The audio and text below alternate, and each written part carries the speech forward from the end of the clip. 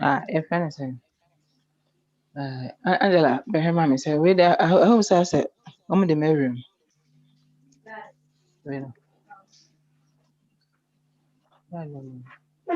but I the Zoom here, you, but I don't know anything invested for the I may you suit at the meeting or a sorry program.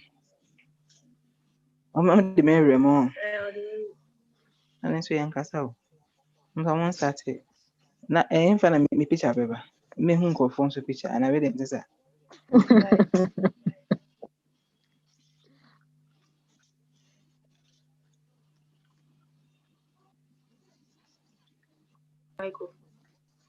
ɔsɛ my own meeting saa meba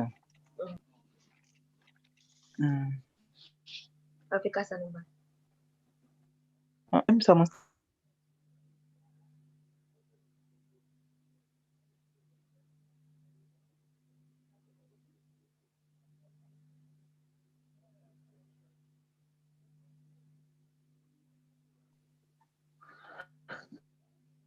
Doreen. Doreen.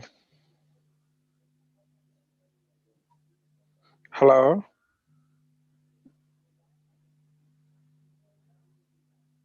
Hello.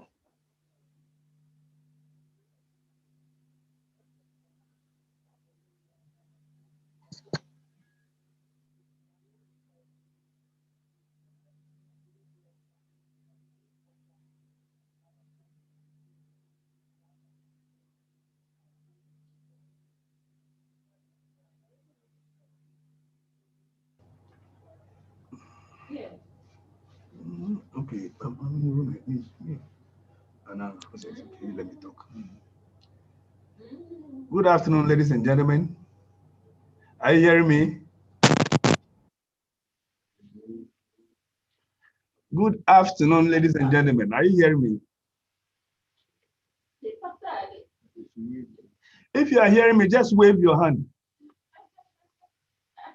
Good afternoon. We can hear you, sir. Press the raise your hand button and I will know. Okay, so you are hearing me. Thank you very much. Yes, sir. yes we can hear you very soon. So just exercise patience and wait for us. We are actually ready, but we gave time and we have to take action on that. Thank you.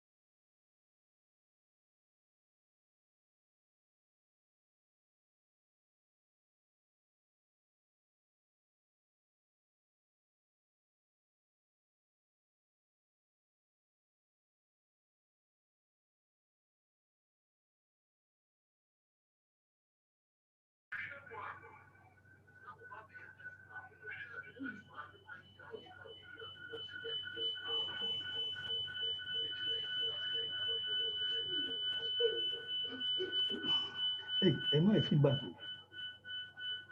Something is giving feedback.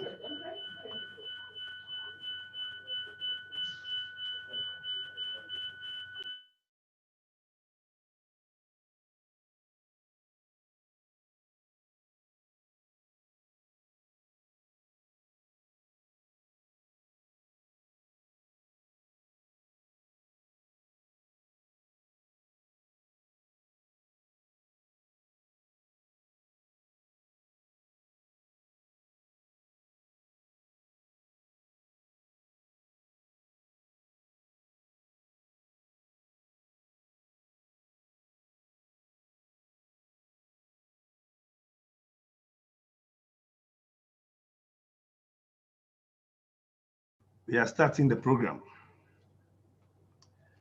I don't think I have to introduce myself because on Wednesday I introduced myself. Anyway, for the benefit of those of you who were not there on Wednesday, my name is Emmanuel Pokusa Akode and I'm the school administrator. Yes, this afternoon we'll take you through the rest of our program. And I will speak on general information and mainly about the University of Ghana Business School facilities from 4 p.m. to 4:20 p.m.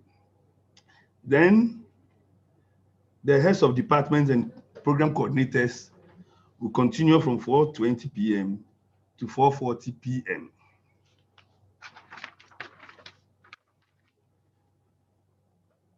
Professor Robert Dakonsey, Vice Dean of Graduate Studies, will speak to you on the university regulations. Very important. So I expect you all to pay attention so you know what is at stake for you. Then we open the floor. After that, we open the floor for questions and answers. Before I walk you through my slides, I want us to look at some of the things that we expect you to do. In fact, we are not having face-to-face interaction, but then we have said that, as we said on Wednesday, we would accommodate a few of you, those of you who want to use our Wi-Fi facility at the new graduate building, and then those of you who want to use the library may be allowed to enter and then use the facility. But to be able to do that, you have some protocols you have to follow. We will check your temperature at the gate. So there will be thermometer guns there and staff will check your temperature. And then we want you to ensure that you are in nose mask. In fact, we all know that this is the new order. So it is not a new thing to us. It's now something we do. It's been part of us now. We'll place Veronica buckets at vantage points, and there will be a logbook in which your names will be recorded, times you entered, and then your temperature will be noted. Again, we are ensuring that rooms will be disinfected, cleaned every now and then, and door handles, elevator push buttons, common areas will be disinfected, all for your safety when you come around. We also want to entreat you to practice good cough and sneeze etiquette. Practice good hand washing, hygiene, and avoid non-essential physical contact. These are things you already do, but I took you through so you know that we are serious about it. We don't want somebody to tell us that I forgot, I did this and that. So please, it's a simple instruction I know graduate students can follow. Thank you. Yeah, so now back to the slide. Okay.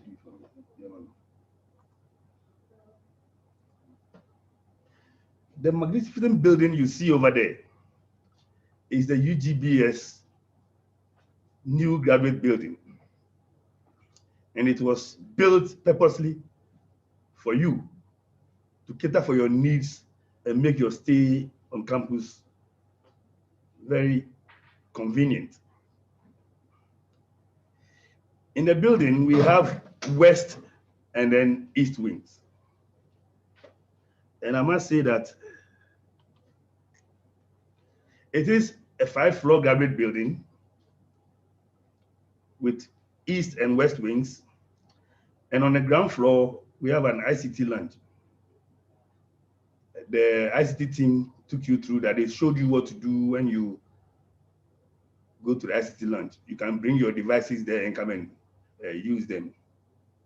Then again, we have on the ground floor 2 eateries, one on the west wing and the other in the east wing.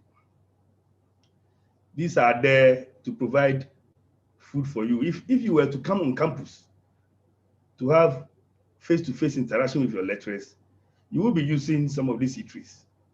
We are not too sure whether second semester will be face-to-face or next year will be face-to-face.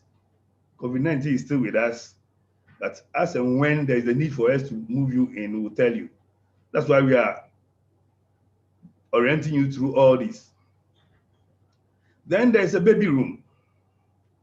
The baby room is on the ground floor, and the room number is 0W3. It is there for your convenience. Those of you who are nursing mothers can bring your babies and your nannies and leave them there in order to be able to attend lectures. You then can go back anytime when you are on break to go and breastfeed or whatever you want to do in the baby room. There is a well-furnished room with somebody in charge.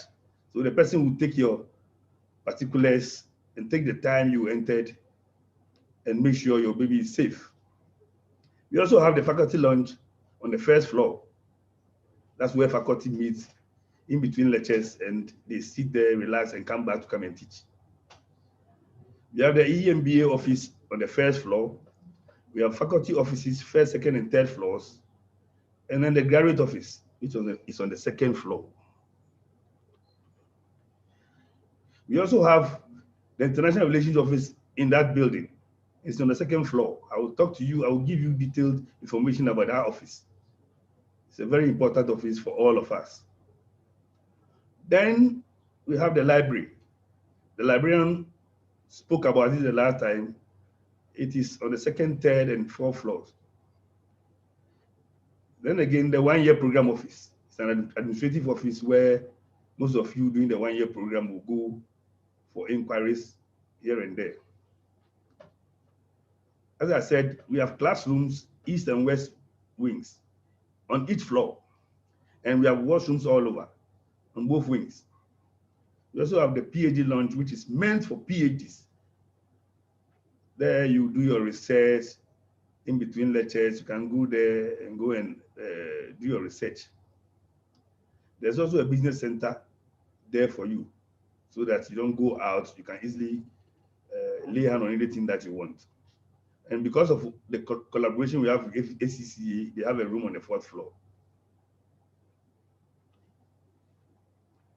There are also staircases on both wings and 2 lifts, which carries a maximum of 10 persons each. We have a generating plant with 1030 kVA capacity. And as I said, there's a Wi-Fi facility there. Yeah, okay, now administrative staff. You need to know your administrative staff so you'll be able to contact them. Their telephone numbers are here, so you'll be able to contact them when they need be, because in the first place, we are not having face-to-face interaction. So administrative office will be running all right, but if you need to contact any of them, their telephone numbers are there. They are responsible for academics, logistics, student records, correspondence, and all operational matters. They should be your first point of contact. If the issues are not solved, then you can escalate them to the assistant registrar or the school administrator. The names of the people are Christopher Sonu, 0244-828327, and Mr. Foster Kujo, 0242-014794, and then Ms. Janice Oforuweje, 0242-738310. Yes. At the 1 year program office, we have Mr. Jeff T. Makusato, 0243469421. And then Mr. Patrick Jamnatevia, 0500418884. Mrs.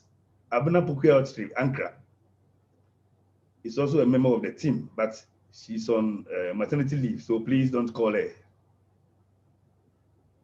And then at the EMBA office, Mrs. Majori Beku is the program manager, and the telephone number is 0277409284. She's supported by Jennifer Bokete, 0262588881. And for general inquiries, you can contact Mrs. Mavis Nana Yasowa, 0244608133. As we've told you already, there is a Google complaint form where you can register your concerns. We are very glad that most of you have put your complaints there, and we are working on them. Since you already know it, I won't worry myself about it. But there will also be a Google baseline survey, which will be sent to you very soon. We pray that you complete them just to enrich what we do in future. Your comments are very much welcome. Library facilities. The librarian walked you through so many things that you have to do and what is at stake for you.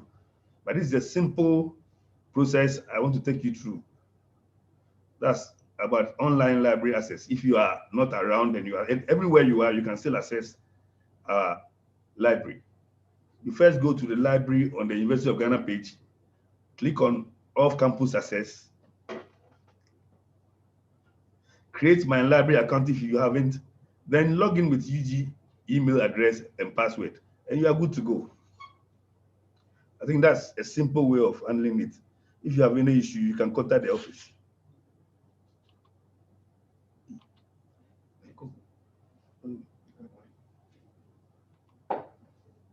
Yes, and as regards communication, we have several means we want to communicate with you.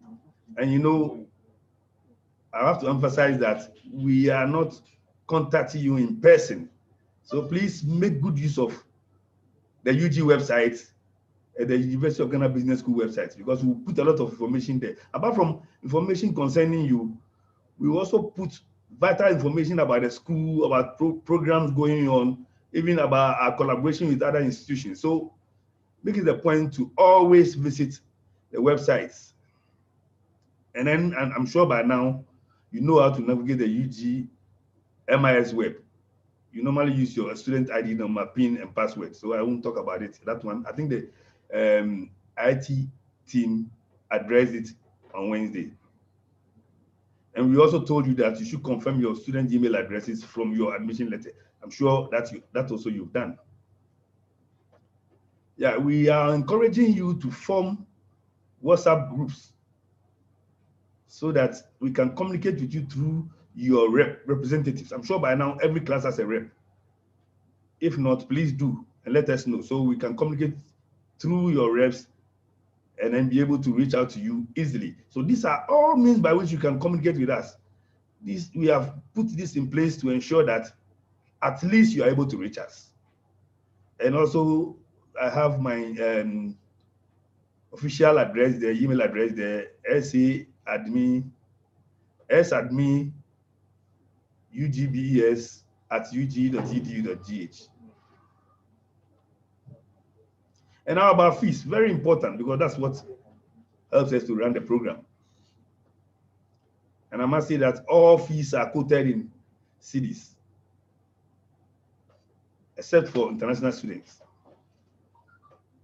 And for all fees for international students, the cost is $3,700 US. Now for the 1 year program, per semester, MSc Development Finance, you pay $11,774. MSc Accounting and Finance, $11,774. MA Management and Administration, $10,940. And then MSc Accounting and Finance Access, 8,410. Please note this and make sure you pay your fees. Then for the weekend MBA, MPA, local Ghanaian student per semester, MBA, MPA weekend, 8,410, regular MBA, MPA, 10,601, and that is for the year.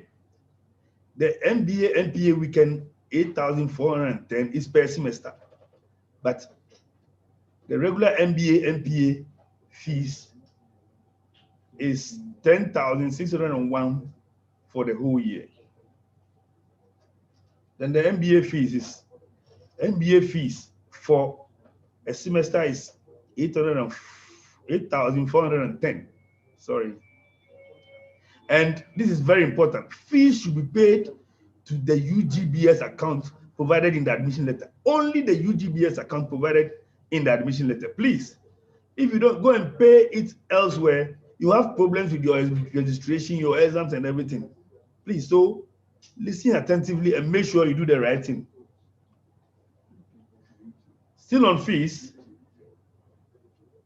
you are required to pay about 50–60% of your fees for the first semester. And when you do that, you can now register. But if you don't pay more than 50% of your fees, you cannot register. And what it means is that if you are not able to register, you won't be able to participate in class. So please pay your fees promptly so we can help you. And then when you are registering, this is very important, please. When you are registering, after doing the registration, it is very important that you print out your proof of registration so that you check the accuracy of what the courses you have registered, especially the course codes. If you make mistakes in the course codes and the courses you have registered, you may not be able to enter the class for the courses you have registered. And even exams, it will be difficult. So please, just follow this directive and make sure that you print your proof of registration, check it with the courses so that you will not have problems in future. So as I've said, without full fees, you cannot enter the examination room to write your exams. We are saying for now, you can pay 50%, but you have to pay your fees in full before you can write exams. It's also important that you check your account balance regularly so that if there's any problem with your account, you report to the UGBS accountant. Otherwise, you may face problems. The responsibility is yours to be checking every now and then. It's also a responsibility to check and confirm payment of your fees and keep all the documents so that if we ask for proof of payment, you can easily tender your receipts as evidence. Now, these are fees for long essay extension, receipts, and all that. I think you can get those ones from the office.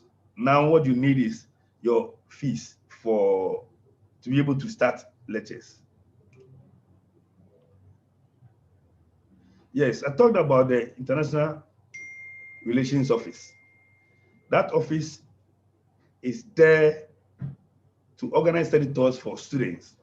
In fact, we normally organize study tours to universities in the US, Denmark, and I think China, yes, and some other places. Normally in the US, you go to Yale, Georgia, and some other universities. For about 3 weeks or so, you go around and then you go to some industries to enrich your experience. And the main objective is to ensure that you are equipped with problem-solving skills, you have creative thinking skills, and then you are able to work in a team, have mentorship skills and all that. And then you also network with other students from other universities.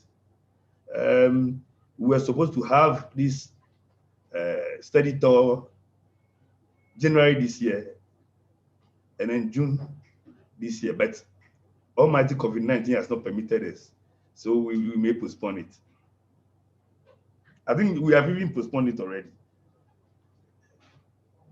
Then the Global Network for Advanced Management. The University of Ghana Business School is a member of the Global Network for Advanced Management.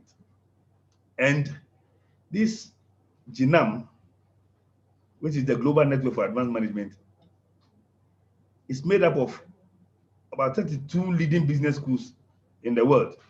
And the University of Ghana Business School is a member. So by being a student of University of Ghana Business School, you're automatically a member. The idea is to foster substantive ties with business schools in different cultures and different schools in different economies at different stages of development, so that you enrich your experiences while studying. The GNAM week is around the corner. The link to be able to read about GNAM is also here, but you can go to the International Relations Office and get details. Here we are just introducing you to most of the things, but when you go to the office, you get the details. So the office is on the second floor, room 2W9, or you can email ybanye@ug.edu.gh. Please copy it if you are interested. The estimated cost in January last year was $6,850. So it is you who would look for the money, and then will facilitate the process for you. The name of the coordinator for the International Relations Office is Dr. Gordon Abekan-Nkrumah. Then a short notice about biodata. We've talked about it severally, and I want to advise that you don't attempt to change your biodata, especially those you have put there and records you brought from outside the university. Those of you who attended University of Ghana might have brought in your results, and there's a name on it, definitely. We have that name. We don't expect you to change your name. At least if you want to change the name, you can wait until you complete, because we don't change names here. If you attempt to change your name and there's a problem with your name, it will be difficult for you to graduate. Again, we don't encourage abbreviation in names. Yi Poku Sarkodie is not allowed. You need your full name, Emmanuel Poku Sarkodie. In that case, the system will pick your name and your certificate can be printed. If you don't do that, your certificate cannot be printed. So please watch these things and then be directed by these things. Thank you very much for your kind attention, and I wish you Godspeed.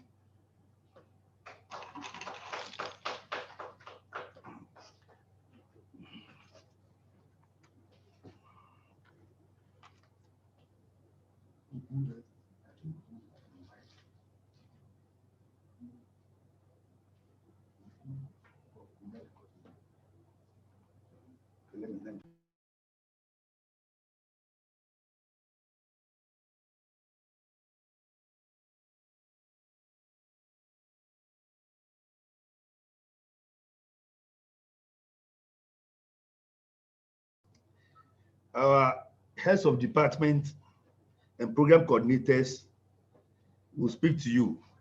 Without much ado, may I invite any head of the department who is around to speak.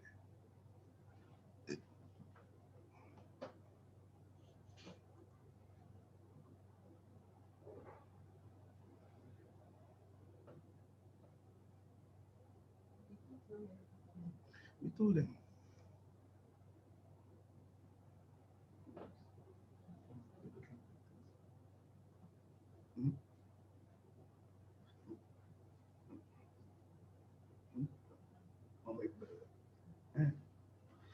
Okay. I'll now invite. There's a little change in the program, and I'll invite.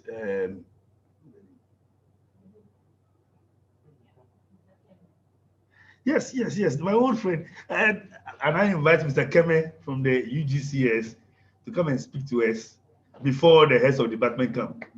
Let's welcome the heads of Mr. Keme.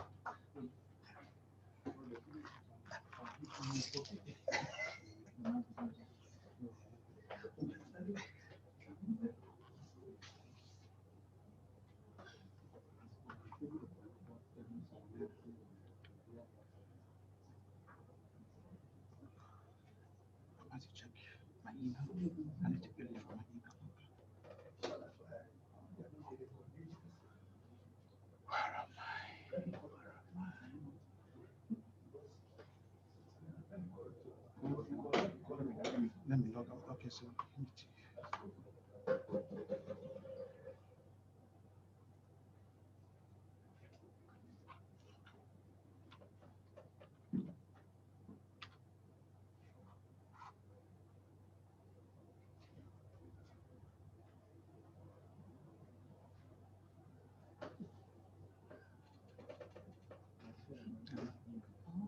it's not. Okay. So you need to take me out.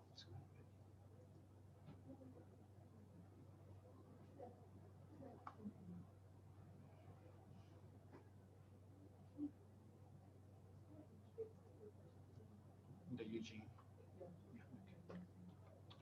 Oh, no. Thank you.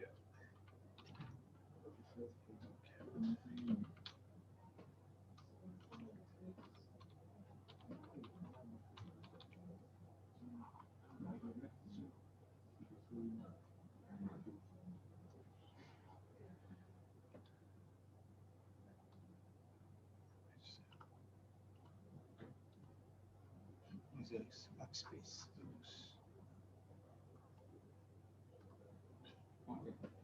Okay.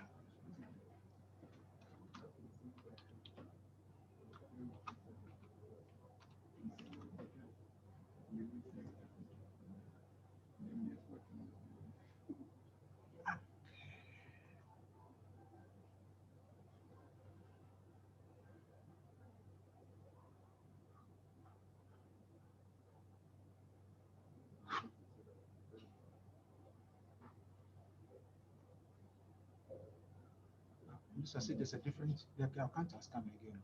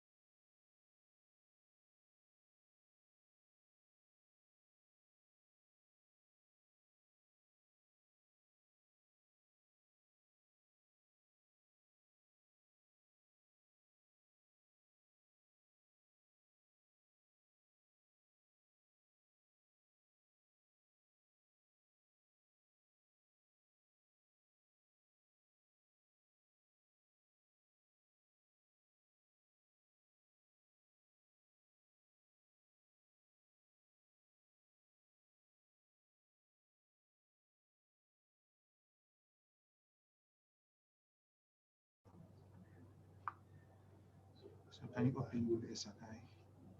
Cannot be on Sakai and on this one at the same time. Oh, okay.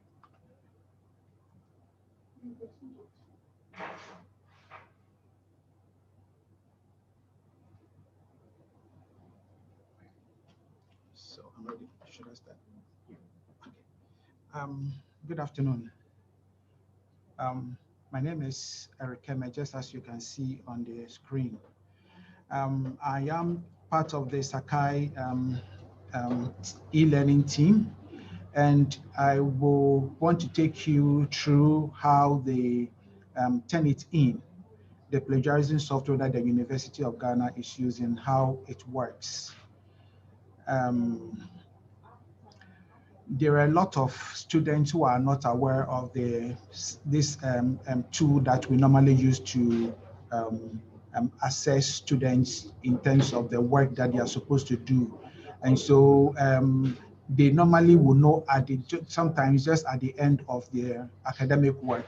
And then some of them, when the lecturer gives them assignment before they get to know that there's something like turn it in. And so this is just to educate you on how the turn it in works. First of all, what is turn it in? What does the turn it in claim?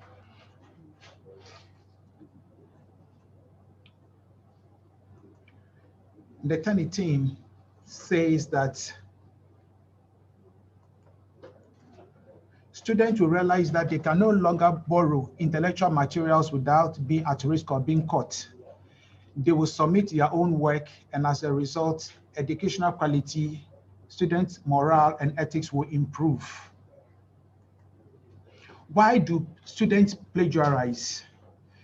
Most of the time we notice that students plagiarize because of poor time management or research skills, lack of interest in the subject they are working on, lack of knowledge or ability to write research and assignment, problems of writing in a second language, poor citation skills, low likelihood of detection, because most students know that when they plagiarize, nobody will catch them, ease of cut and paste from other websites, overemphasis on grades rather than learning, and the lack of knowledge on what constitutes plagiarism or academic integrity. Turnitin is a software that was developed in the US, even though we have other tools that we normally use for detecting plagiarism. The University of Ghana went for Turnitin because that is what the world-class universities are using, and so we went for Turnitin. Now, what does Turnitin do? Turnitin only matches text, and so if there are internet resources of about 4.5 billion www pages, proprietary databases, previously submitted student papers, which is about 1 million plus, and assignments obtained from other student mails. These are basically all the things that Turnitin will match your assignment or your work with. And so basically when you turn your work through Turnitin, it only matches with what other people have done and then brings out a report. What is not matched? What is not matched is printed material. I'm sure all the materials that were done before internet, before www. Also, diagrammatic pictorial representation and mathematical formulas, range of proprietary databases, and then print-based materials. These are the ones that will be, can elude Turnitin sometimes. Now, what does a Turnitin do? Turnitin does not detect plagiarism. So for instance, when somebody says you plagiarized, it's not that Turnitin is saying that you are plagiarized. Turnitin is only trying to say that you have turned in your assignment, you have turned in your work, but these are the various matches that is coming up. That the decision whether you plagiarize will be between you and your supervisor and whatever faculty that you are working with. So Turnitin cannot think or apply qualitative judgments. Turnitin does not differentiate between legitimate citation or unsourced secondary text used either in error or illegitimately. What are the originality reports? As I said earlier on, it only highlights what it has, what the matching that has come up. And so when the matching is done, there are different colors that come up when you pass your work through Turnitin. When you pass your work through Turnitin, for instance, and you see the color blue, it means that there is no match, which means that Turnitin is not finding anything on the internet, excuse me. If you see color green, it means that your similarity index is between 1% to 24%. When you see color yellow, it means that your similarity index is between 25 to 49. If you see color orange, it means that it's between 50 and 74. And when you see color red, it means the range is between 75 and 100. I will take you through how you can log in and how you can turn your work through Turnitin. The University of Ghana has a guideline on Turnitin. The University of Ghana is saying that the overall similarity index should not exceed 20%. And also your single source similarity index shouldn't exceed 2%. The acceptable number of words in an unbroken string should be a maximum of 10 words. Now, if you satisfy these guidelines, then we can say that you have satisfied the university Turnitin policy, and the rest will be between you and your supervisor, and then the department that you are working with. So now let me now take you through how you can log in through Turnitin.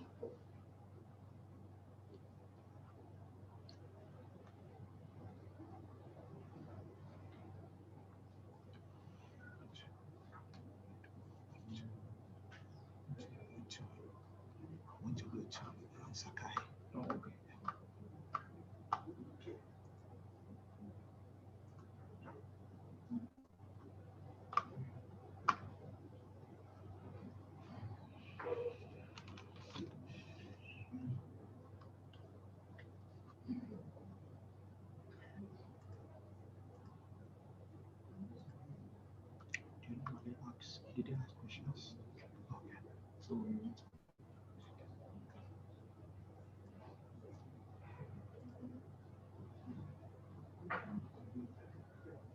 okay.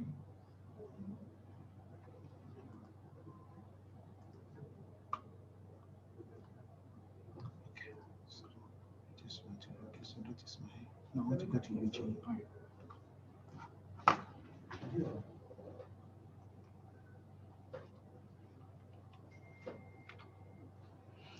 Again, for us to go to Turnitin, you will have to go through the UG website, and then you scroll down, you see Sakai Turnitin. During the Sakai orientation, my colleague took you through how you can log in, how you can log out, and then how you can access your courses. So I'm going to do the same thing. When you go to Sakai LMS, you need to log in with your student ID. So I'm going to put in my ID, and then I'm going to put in my PIN.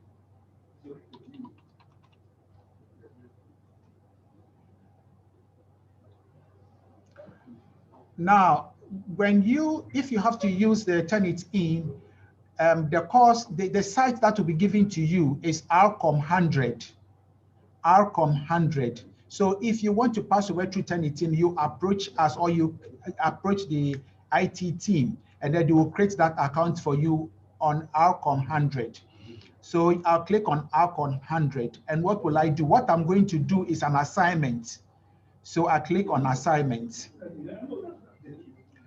Now, the various plagiarism checker that you have here have what you call end dates. The current one is January to the beginning of January to the end of the beginning of January to the end of January. The previous ones was from December 1st of December to 31st December. So I will choose the current one, which is Plagiarism Checker 9. Then you click on Plagiarism Checker 9. The next thing that you do is to scroll down, and then you look for your file, the file that you want to pass through Turnitin. When you click on choose file, it takes you to where your document is. Once you see the document, you pick the document, you open, and then you submit. When you submit the document, you will have to log out. and then give Turnitin time to do the matching for you. The matching sometimes takes between 45 minutes to an hour. Then after 1 hour, you come back and then you will check to find out whether the report is ready. Now, this is how the report will look like.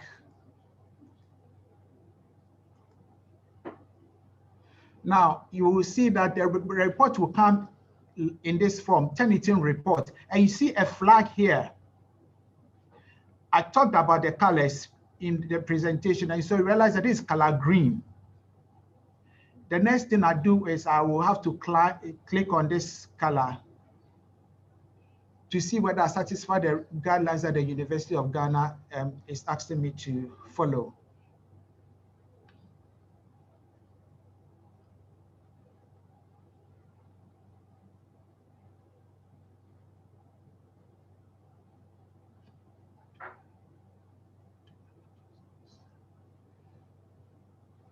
Okay, so I see 20 here. The next thing I do is I click on the 20.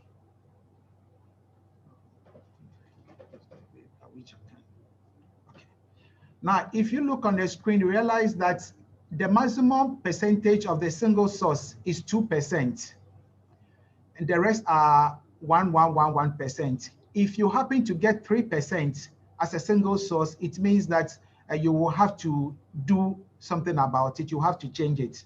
Now, what do we do? Every single source you see has a different color. So if I want to do something about this particular source, what I need to do is just to click on it and to take it to the source where it's matched with this work.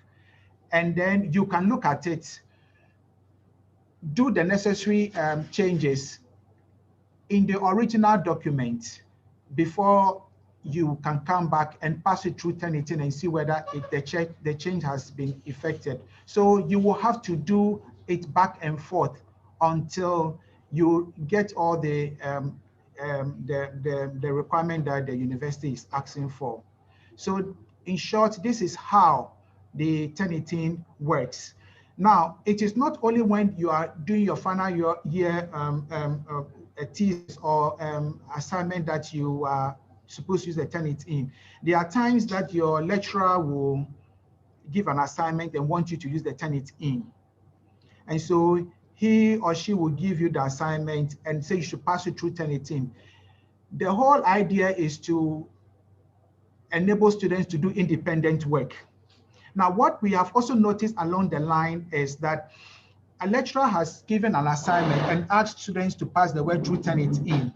Let me give you a scenario for student A, student B. Student A didn't do the work, student B did the work. Then student A approached student B and said, please, can I look at your work, for instance? And then you say, okay, look at the work. Student A then picks the work that the student B has done and then pass through Turnitin. That is, he is the first to submit the work. The second student will then submit the work, and then Turnitin will get the impression that this work has already been submitted by somebody, student A. And so we will advise that please don't share your work in terms of when you will have to do your academic exercises, because you may have problems along the line. On that note, if there are any questions, I'm ready to answer you. Okay, so I guess this is where I will bring my my presentation. Thank you.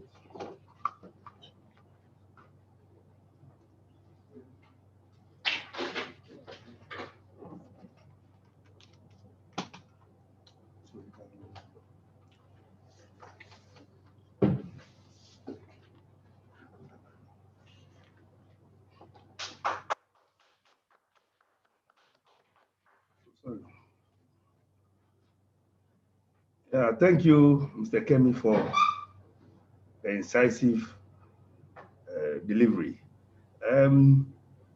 Now,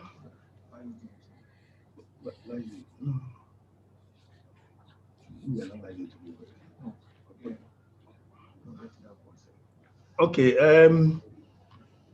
I would invite the Vice Dean of Postgraduate Studies, Professor Robert Daconse to speak to us on the regulations, the university regulations regarding postgraduate studies. Professor Osei, over to you. Thank you very much, Mr. Sarkodie. Please, can I share my slides? Yes, you can. No, so I think the other set of slides are still up.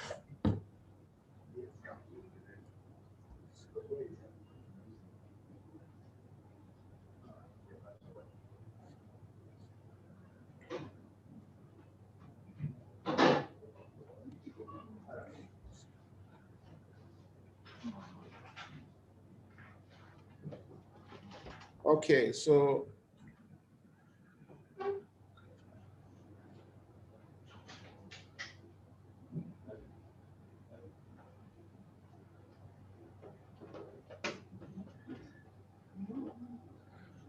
right, thank you very much, and good evening to all. Even before I start, my name is Robert Dakwose. I'm the Vice Dean for the School of Graduate Studies. And I'm going to be sharing with you some of the regulations governing the conduct of graduate studies here at the University of Ghana. Now, I have noticed a few hands raised, and I'm not sure whether we are taking questions now or but I presume I can continue with my presentation. Okay, so for those of you who do not know where the School of Graduate Studies is, it's not too far from where the University of Ghana Business School is, not the annex, the one on campus. And indeed, we are adjacent to the School of Nursing. So from the University of Ghana Business School, if you ask anyone for the School of Graduate Studies, we are not too far from there.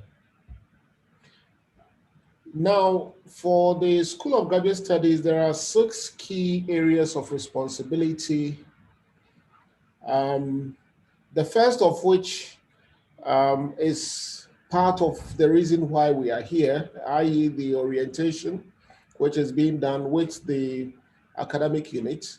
But the process even leading to your becoming students here is essentially started by the School of Graduate Studies. But of course, we work with the academic units to make sure that this happens. But we are not just here to do admissions and issue admission letters. We also superintend on the graduate programs generally within the University of Ghana. And so again, for all graduate programs here at the University of Ghana, periodically they have to be updated so that they are relevant for the times. And indeed, they have to also be consistent with the national accreditation rules. So even before you can send your program to the national accreditation, it has to come through the School of Graduate Studies so that we quality check and make sure that it's consistent and meets the University of Ghana requirements and regulations, and indeed it's also aligned to the National Accreditation Board's requirements.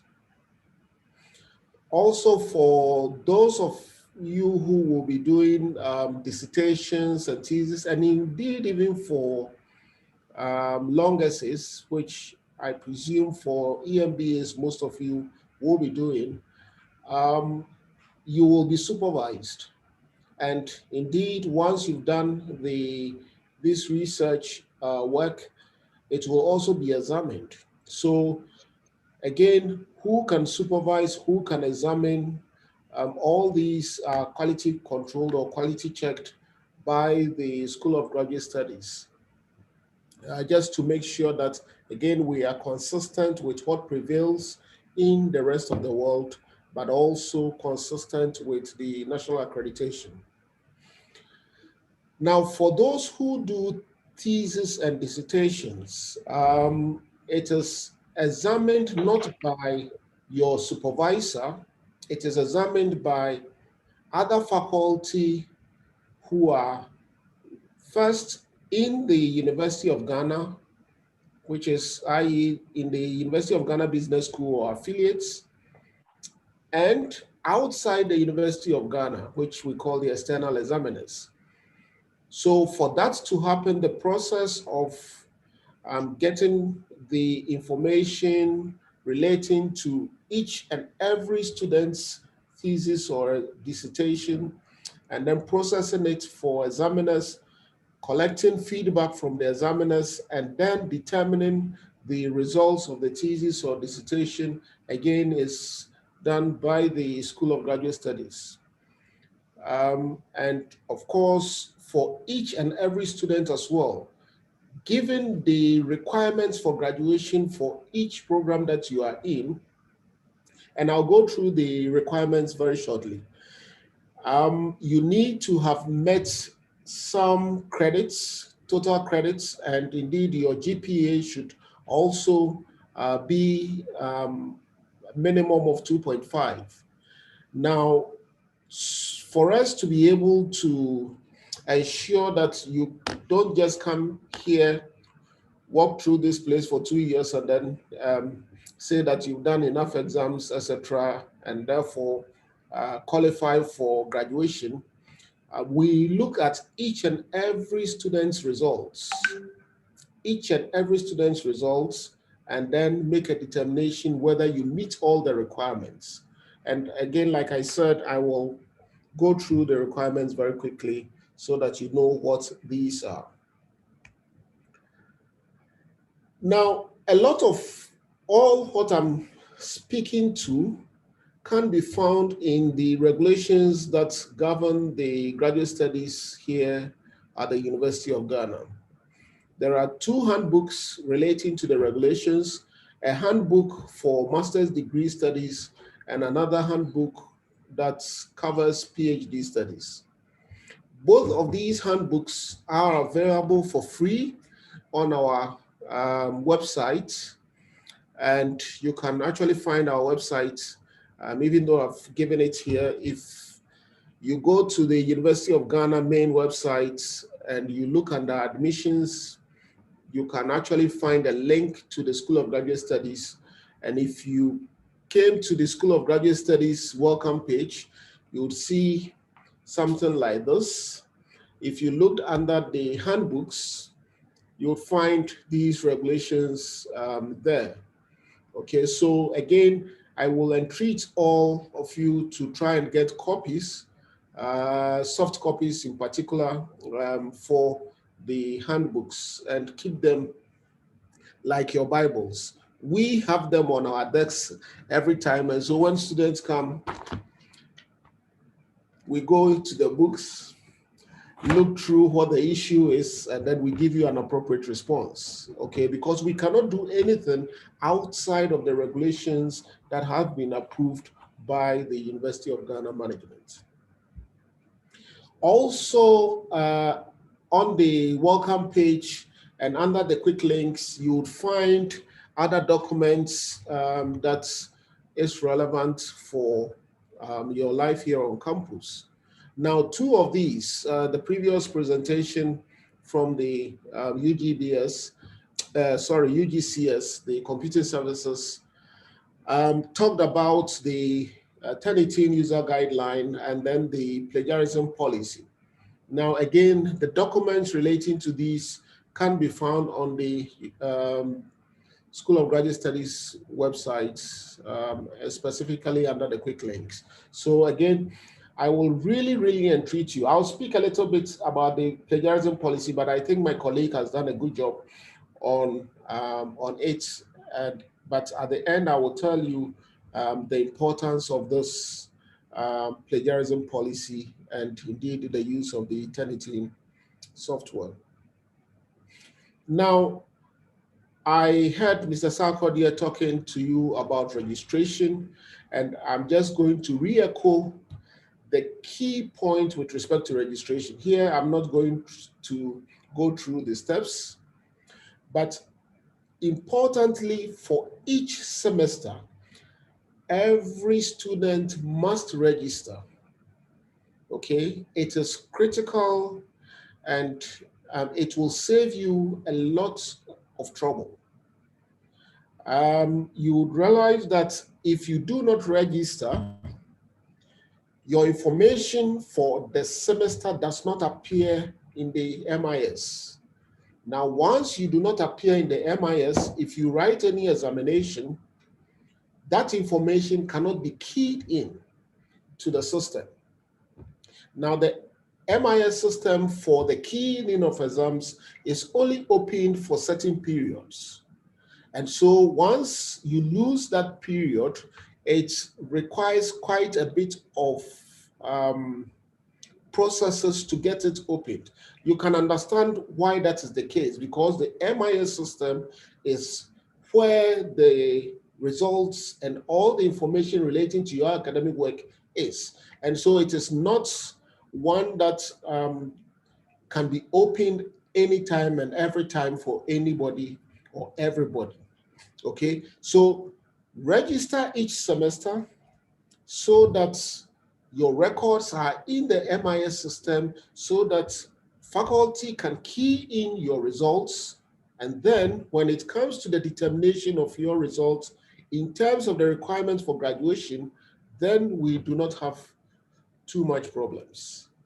Each year, we tell students this, but each year we have students strung into the School of Graduate Studies before graduation, trying to complain why their results are not there, etc., etc. And it's nobody's fault. It isn't our fault. It is your responsibility that you actually didn't take seriously. Okay, the second thing with the registration is that registration by proxy is not allowed at the University of Ghana. So whether you are the agent or you are the beneficiary, please, the university takes this very seriously, and so do your own registration. Okay, so importantly, register each semester and do the registration by yourself. Okay, the final point is about not registering more than for more than one program at the same time at the University of Ghana. In fact, in the regulations, it says, unless with express permission from the Vice Chancellor, okay? And it is not from permission from the Dean of the School of Graduate Studies, permission from the Vice Chancellor. And so clearly it isn't something that is looked upon lightly.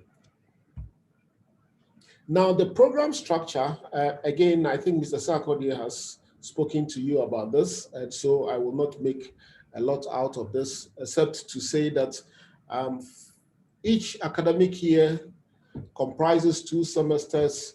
Typically, in a normal year, the semester comprises 17 weeks, 13 of which is devoted to lectures, 1 for revision, and then 3 weeks for the examinations. This year, in order to make up for the lost time, we have compressed it a little bit so that it's a total of 14 weeks within the semester, and 11 of which is for lectures, 1 for revision, and then 2 for examinations. Importantly though, even though the weeks for lectures has been reduced from 13 to 11, you would find that the contact hours remain the same. And so essentially your faculty or lecturers will be covering the entire material that last year's students also got. Okay. For the duration of the program, full-time MA, MSc is 2 semesters, i.e. 1 academic year. For part-time, it is 2 academic years or 4 semesters. For the MBA, MPA or equivalents, the full-time is 4 semesters, part-time is 6 semesters.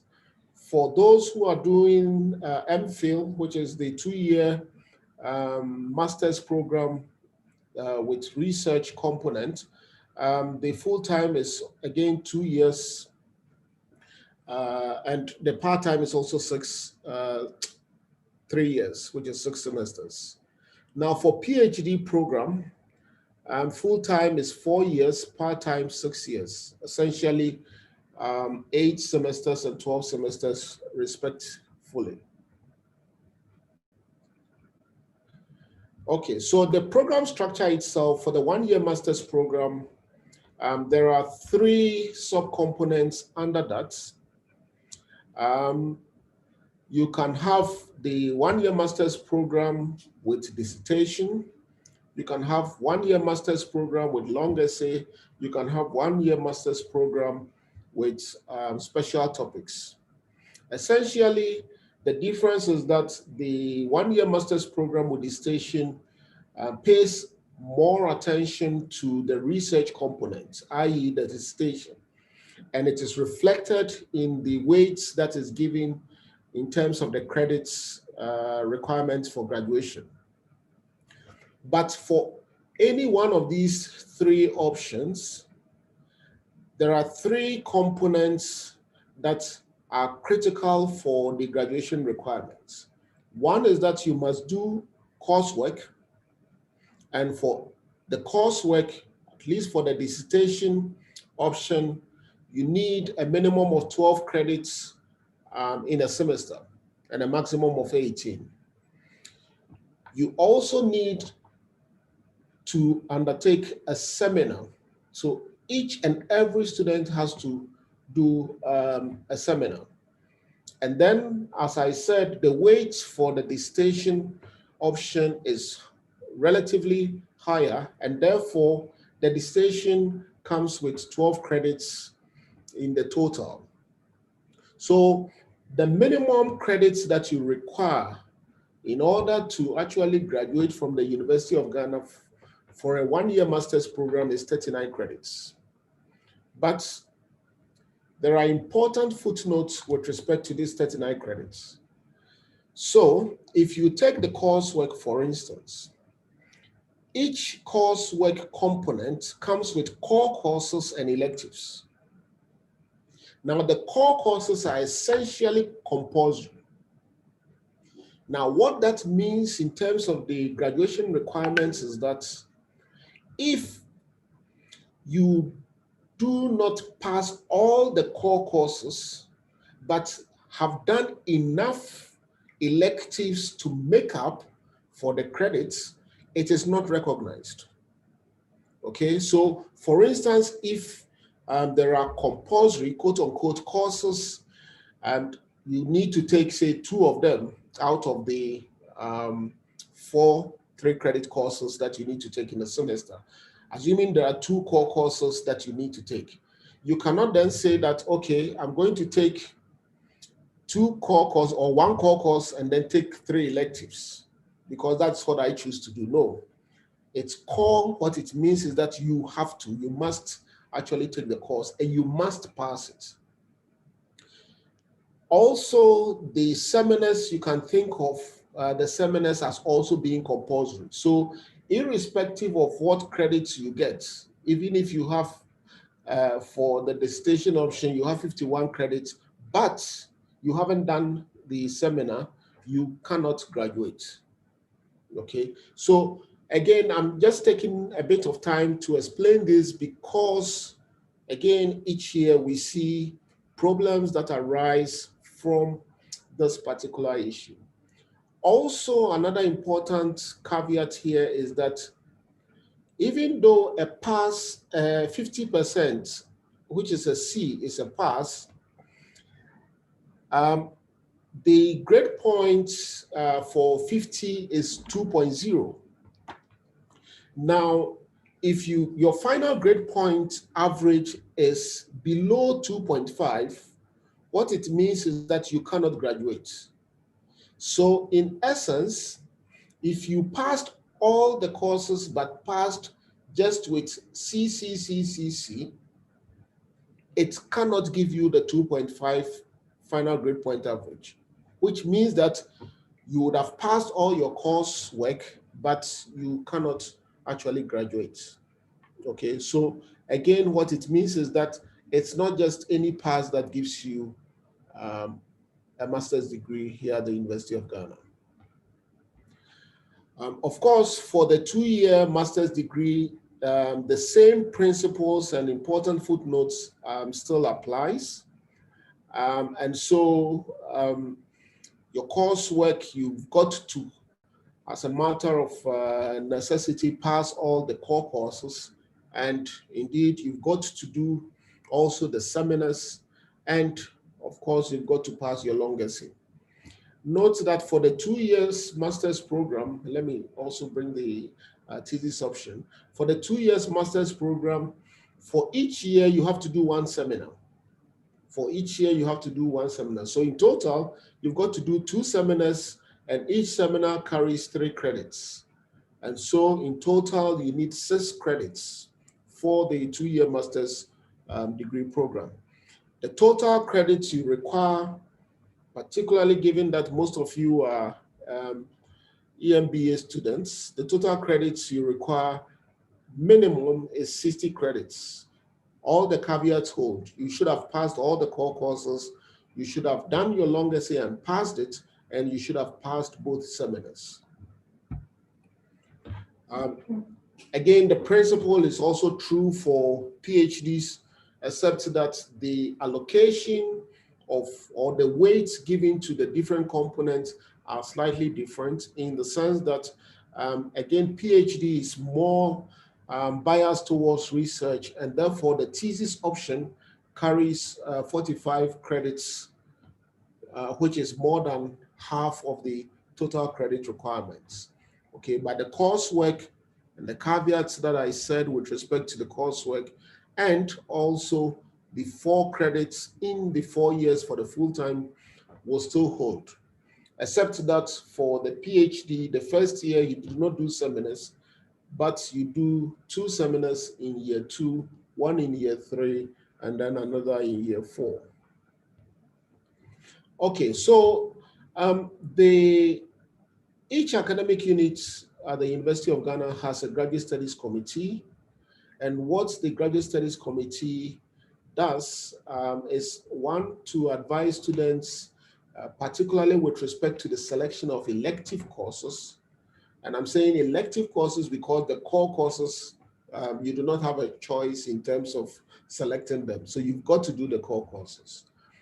But also importantly, they advise students in terms of the research topics and advise on who as a supervisor will be most suitable depending on what your research interest is.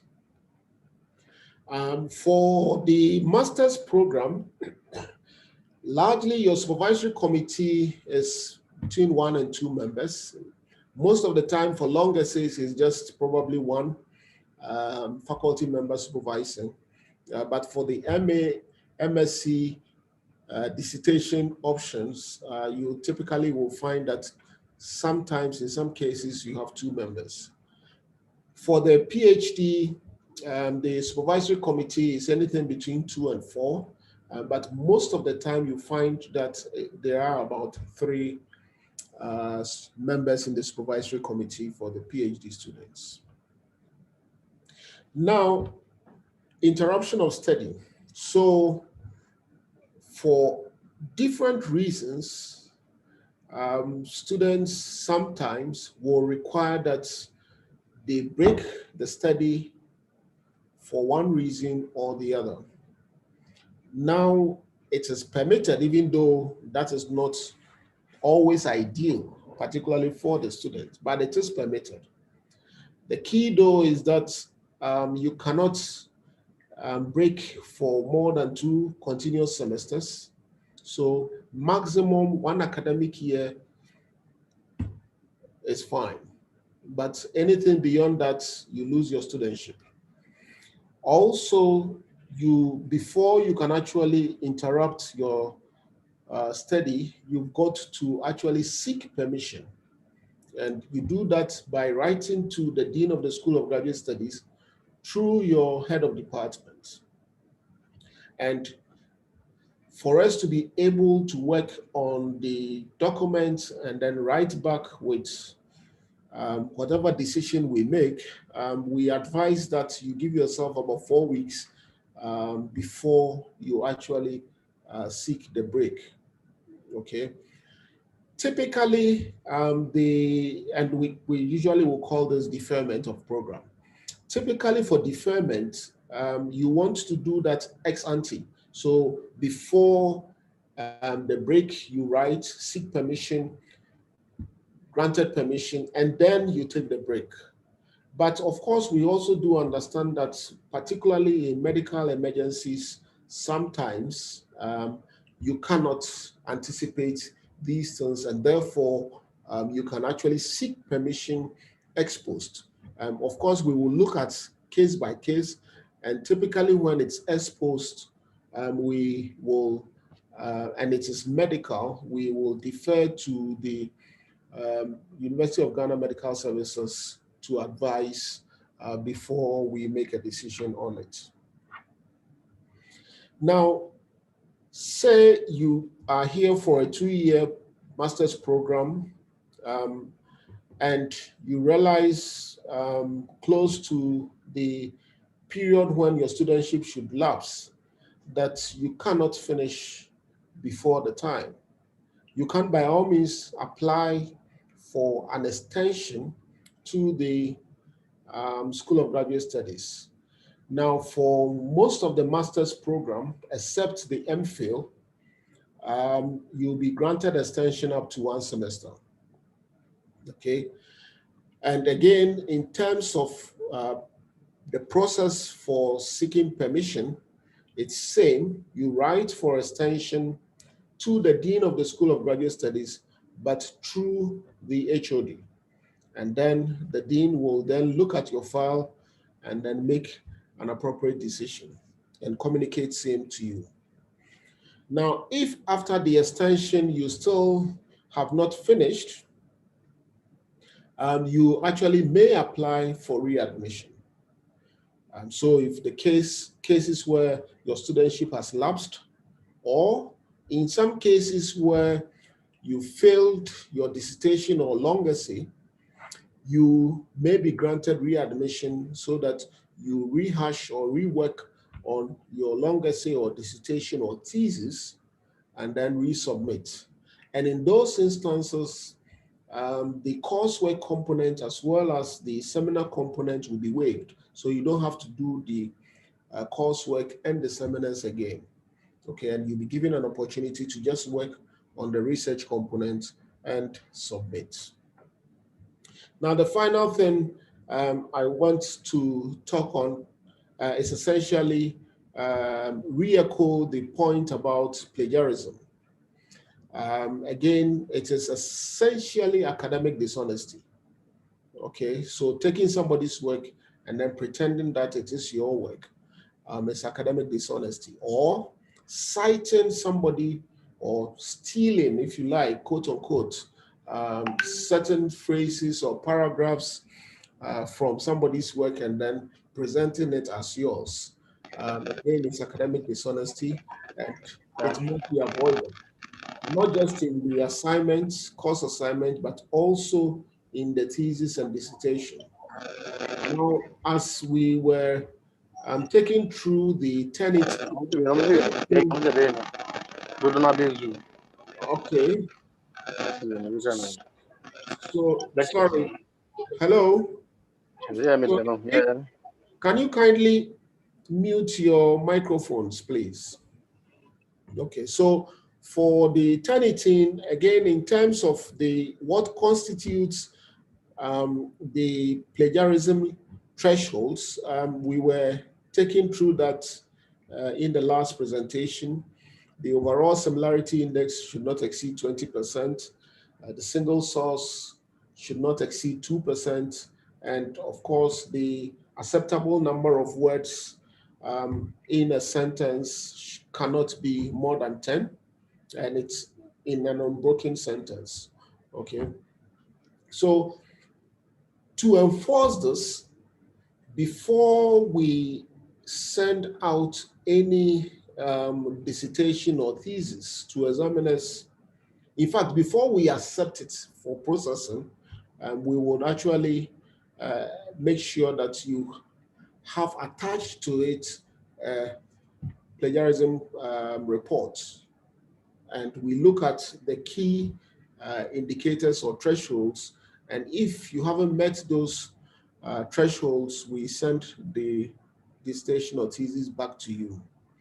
Now, in cases where somehow a thesis comes and it is, in terms of the thresholds, it meets all the thresholds, we send to examiners, and examiners then take the thesis, and some examiners use other software to actually test for plagiarism. And then they come and then say, oh, this was my student's work in 1995, and these are the sources. Again, the university takes this very seriously, so the case will be investigated, the committee will be set up, the case will be investigated. If you are found culpable, your certificate will be withdrawn. So I want to encourage you that for all documents, and again, I think the school administrator made that point, all documents relating to graduate studies, please, all the information that we tell you are certainly in documents, and all of them I can say for sure are on different websites. And so I will really encourage you to look around, read some of these documents. When you are not sure, you can always refer back to them so that you don't get caught in any of these challenges. So on that note, I want to thank you and wish you well and a wonderful and pleasant stay at the University of Ghana. Thank you very much.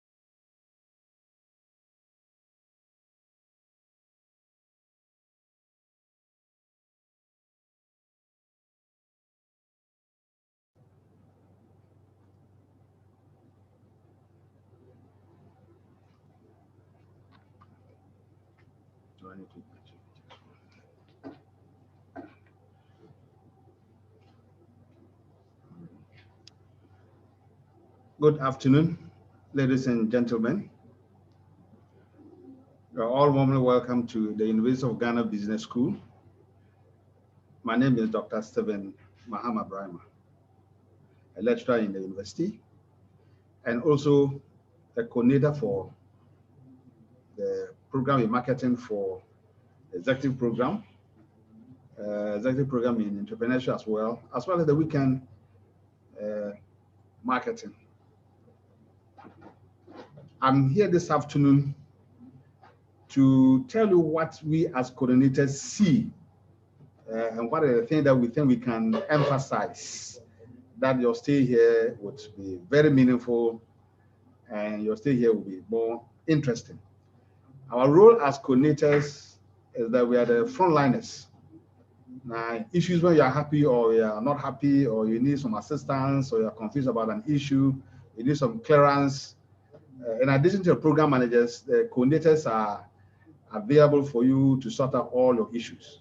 And so as a result, we are in a very unique position to understand some of the frustrations you go through and some of the errors that you make that actually land you on some of those challenges.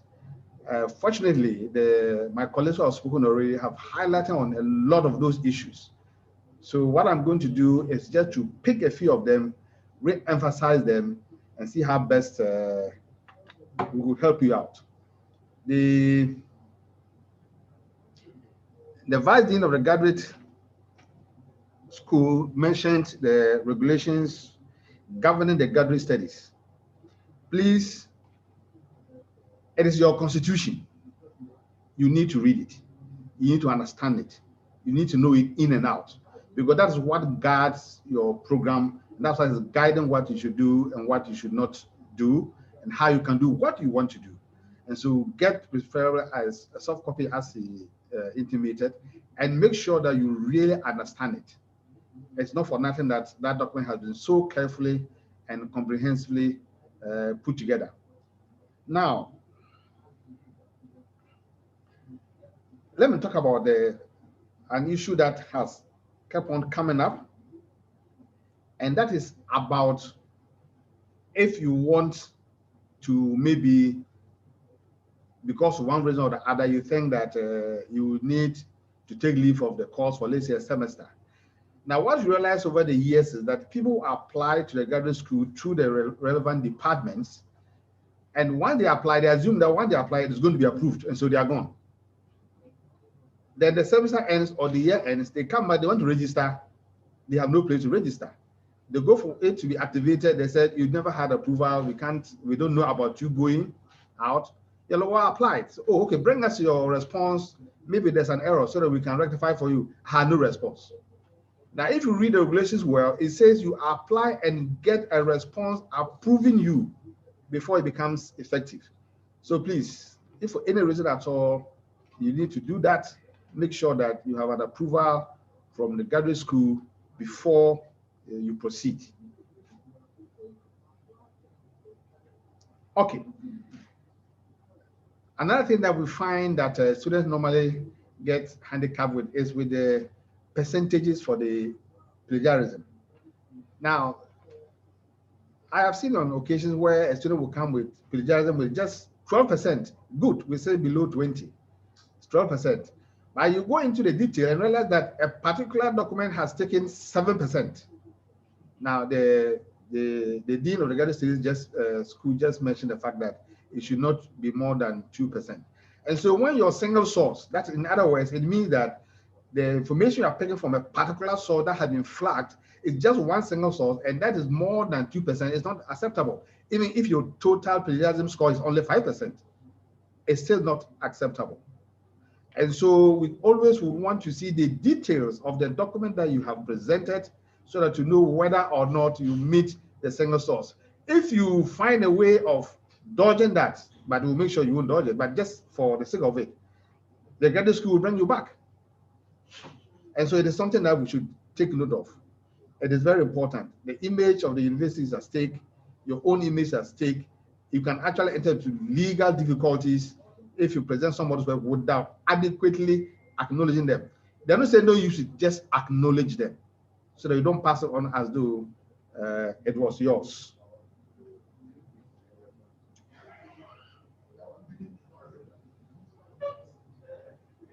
Let me talk a bit about the long essay.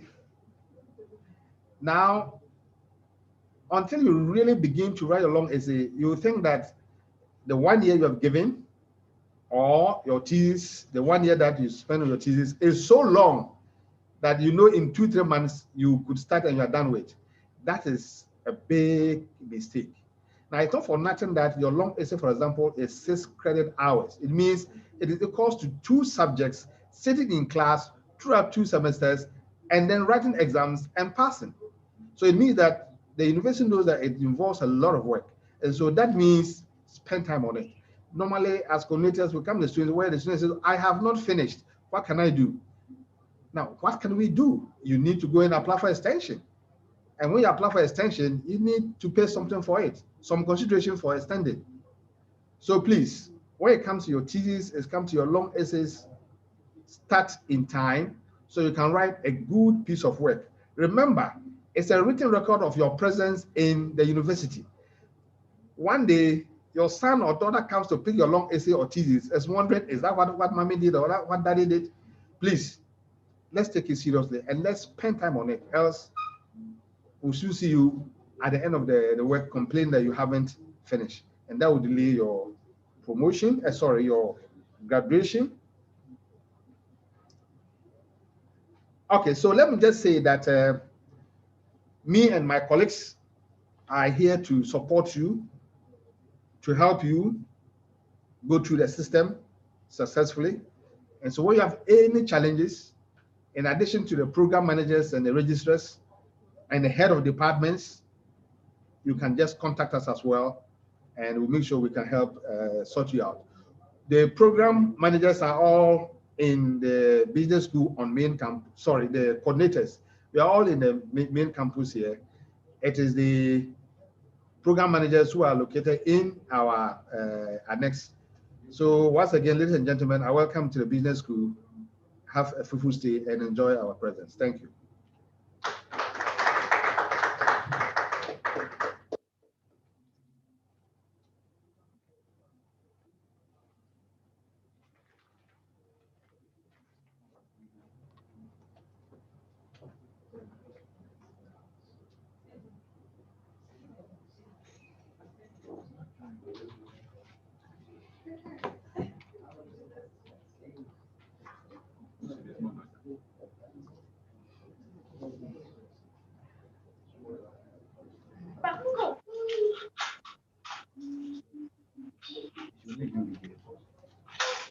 Lock.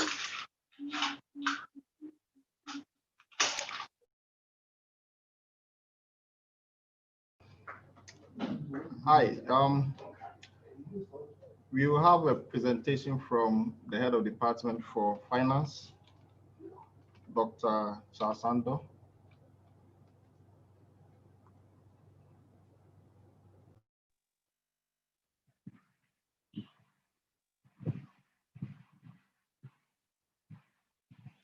All right, thank you very much, Kwame.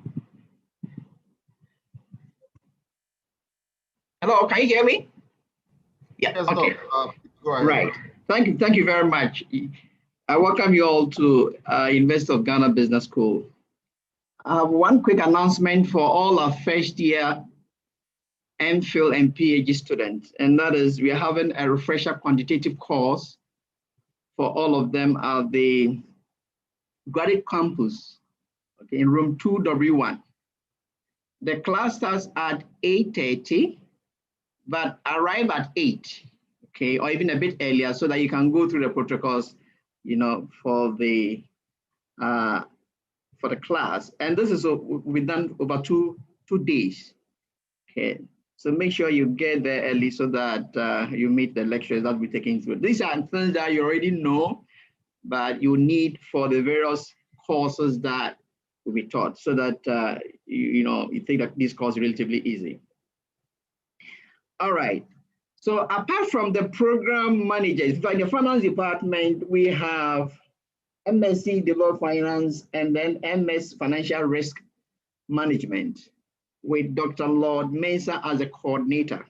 So apart from the program managers that are helping to resolve the issues that you may have, the coordinators are there to help you for these. So if you are in the area of development finance, you have issue, go to Dr. Lord Mensah and we're able to help you out. For the weekend MBA and the EMBA, Dr. Patrick Asumi is in charge of that.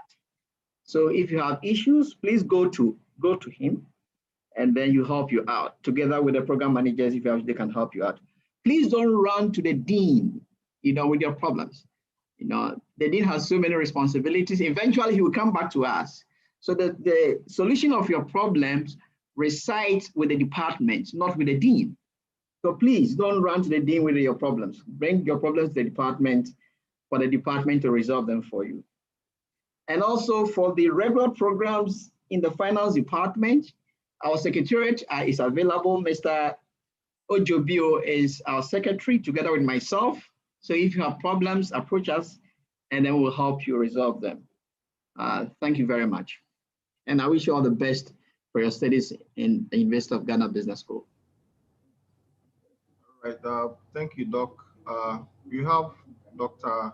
Marjorie Amankwa to make a short presentation.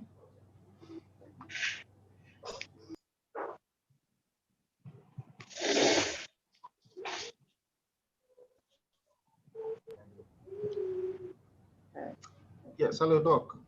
All right, can I take it? Yes, please. All right, so welcome all. So this is Marjorie Osafridra Mankwa. I'm the coordinator for the MA in Management and Administration.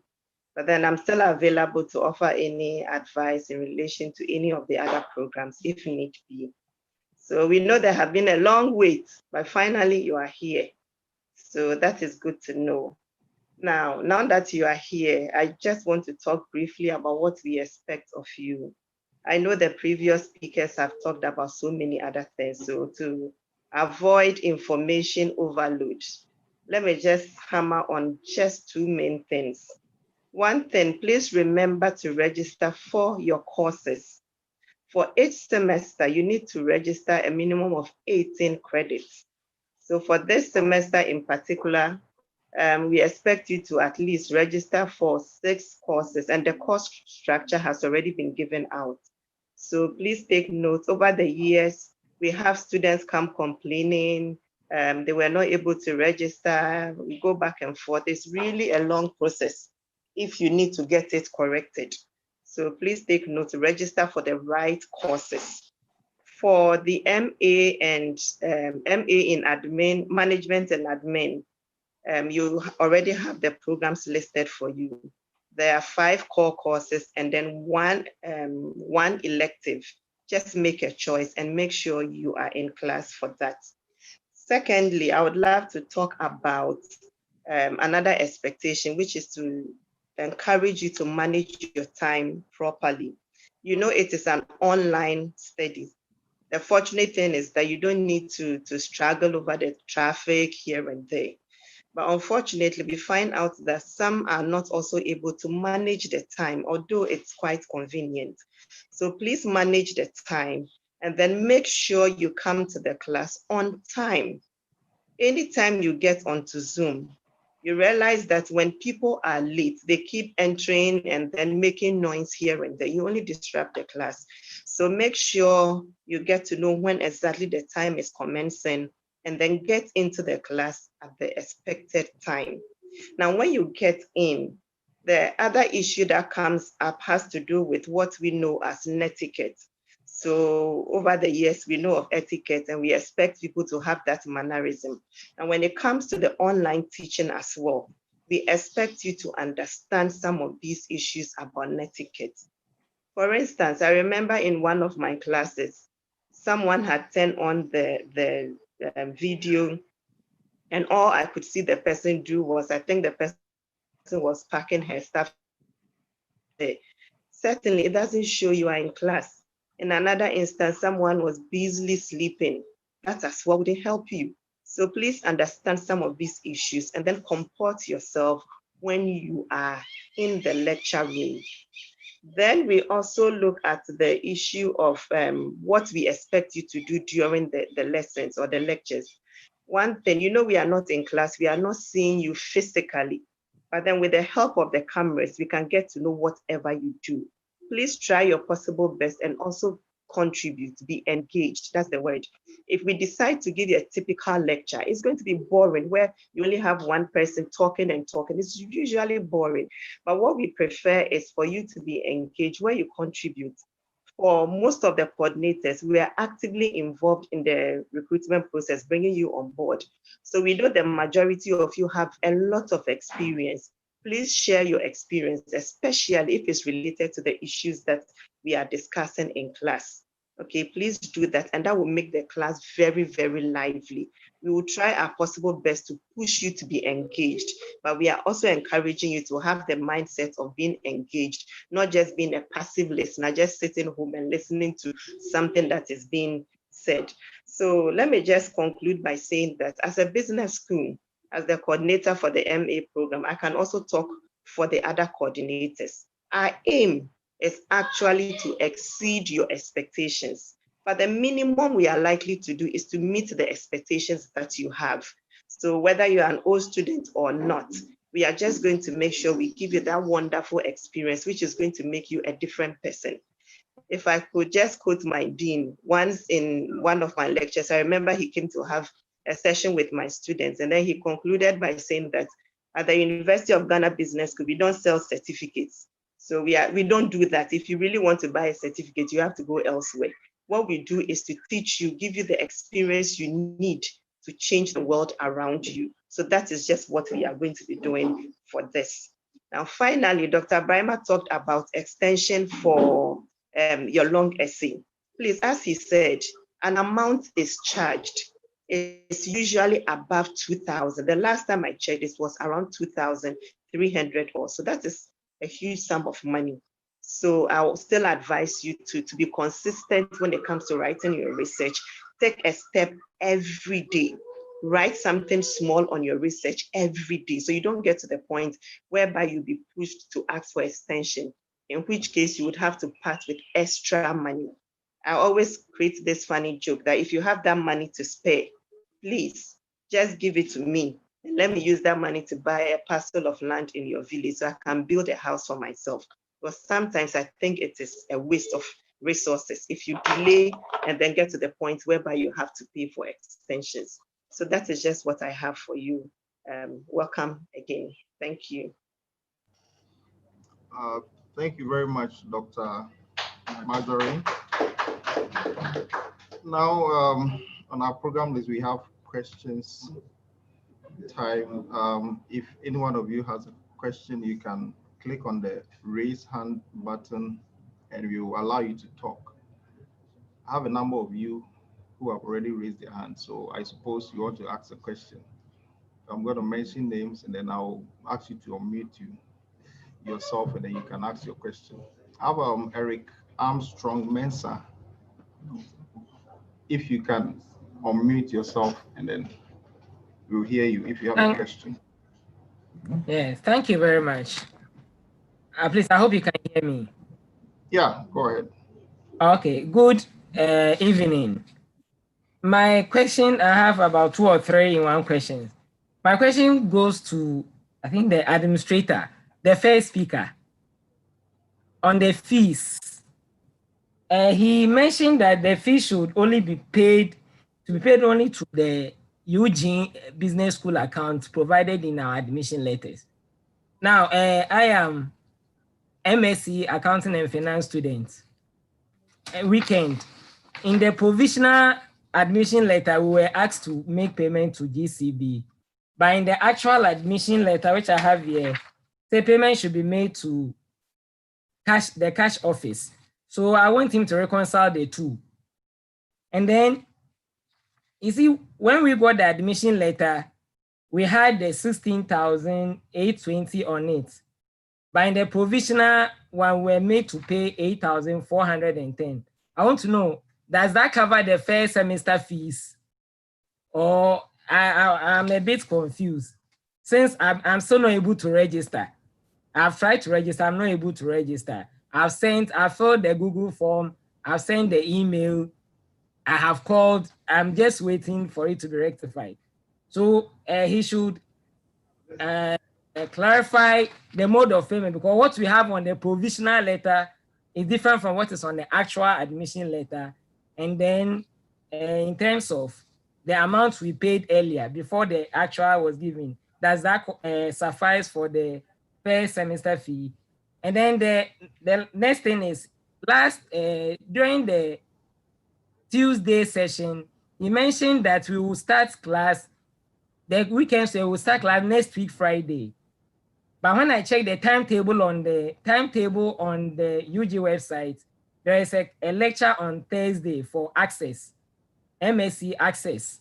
So I want to know, does that mean that Thursday class will not come off, or what it is? You should clarify that for us. Thank you. Okay, thank you, Eric. We'll take another question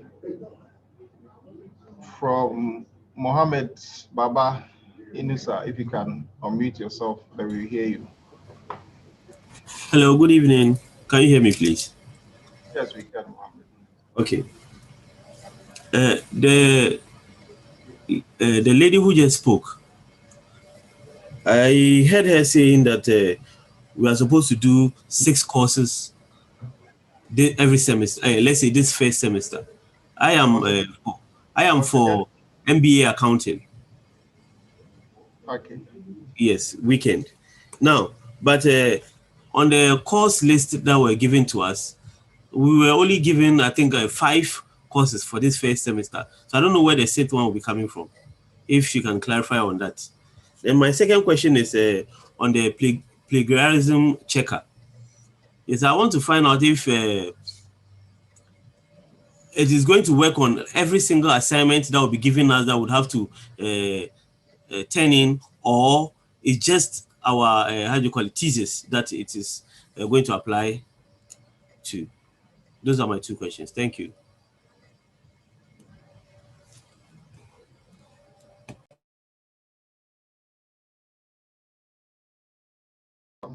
I see there are some of you who joined with your phones probably, and the names that are appearing here are probably your phone name. So you can rename yourself with the option in Zoom so that we can know who you are, your real name.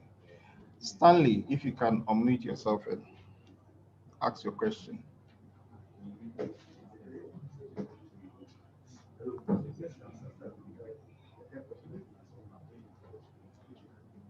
If I don't have Stanley, we'll take one more question.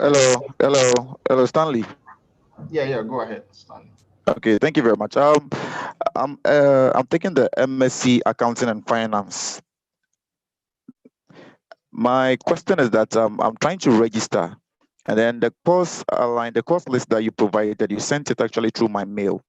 That one has got some courses, and then attached to those courses is that it's for degree only and then professionals only. And then right now it's been clarified for us that the maximum courses that have to be registered actually are 6.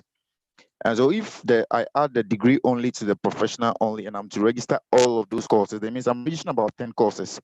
And then I do not want a situation where I register for all the courses and then I may have to come to the campus, and then drop some and then maybe add some again. And so I want a clarification on that.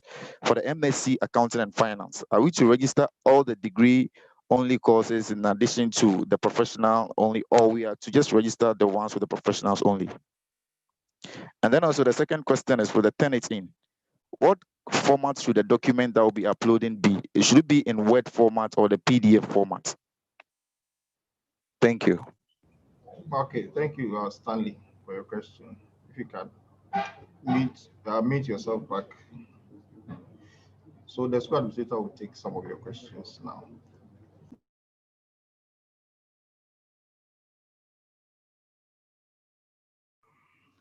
Yeah, somebody asked that he paid fees. He was directed to pay fees to the cash office, and another letter said is to pay it into our account. Is that it? Yeah, I mean, because of COVID, we are encouraging everyone to pay into the account and not at cash office. GCB account. So you don't have to come to the cash office to come and pay fees. In the past it was like that, but now you have to pay into the UGBS account, GCB, and then you state your ID number and your program. In that case, you won't have any problem. So when you finish that, you have to copy the slip and send it to the program manager's office. Email, sorry. What's that?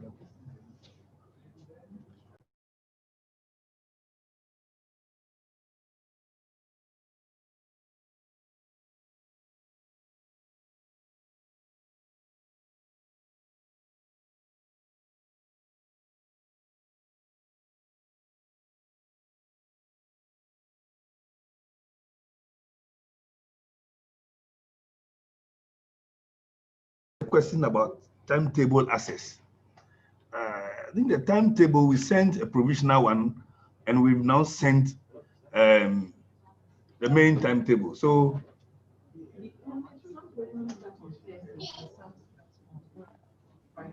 okay. So if the question is about when it starts, then some programs start on Thursdays, some on Fridays. So just stick to your program and then follow the timetable.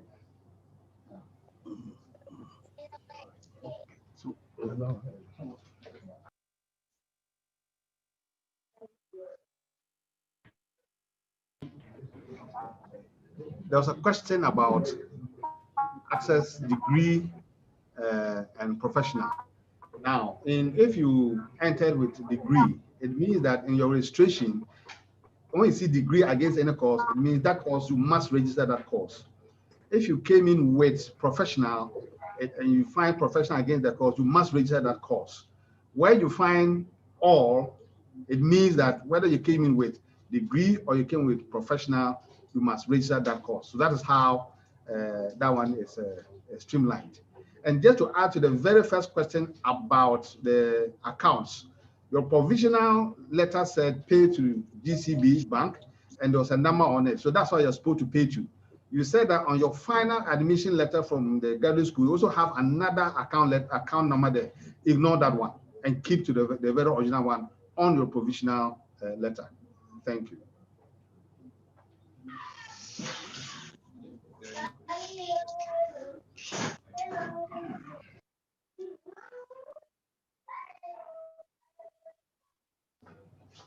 Once again, I just want to answer the question about the Turnitin.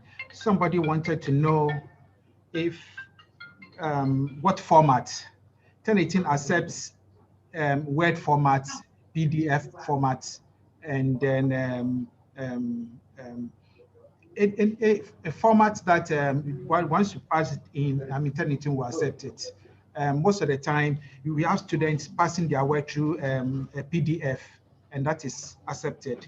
Secondly, somebody wanted to know whether it is all the assignments that they will ask you to pass through Turnitin. Can I have my UG sites for me to my Turnitin?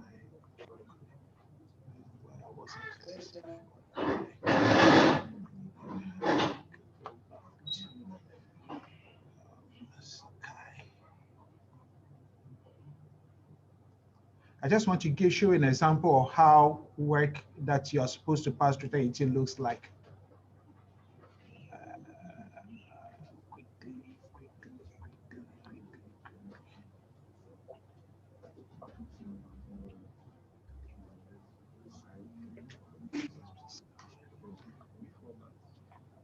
Before that, someone had another question on there. So there was a thing on PDF, and there was a question on just.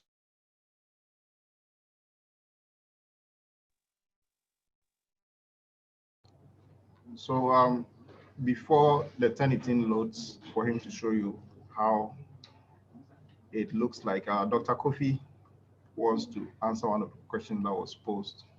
So Dr. William Kofi, Prof, sorry, Professor William Kofi, if you can unmute yourself and address the issue. Thank you. Okay. Good evening, everybody.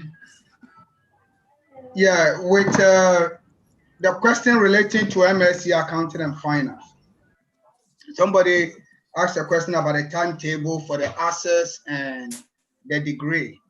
You know, we have a two stream of the MSc program. We have the access cohort, and then we have the degree. The timetabling is for the two programs. So Thursday, we have the degree and we have the access running at the same time. So don't get confused about that. Those who are coming through the access are those with non-accounting and finance background. And those with accounting and finance background, you come direct onto the MSc for 2 semesters. Those with access, you come for 3 semesters. Okay. The other question about somebody registering for 10 courses, no. When it comes to the MSc Accounting and Finance, we have 2 streams. That is those who come in through the degree qualification and those who come on the program through the professional qualification. So anybody with any of the IFAC qualification, I mean any of the chartered accountancy bodies, ICA, ACCA, CIMA, CPA.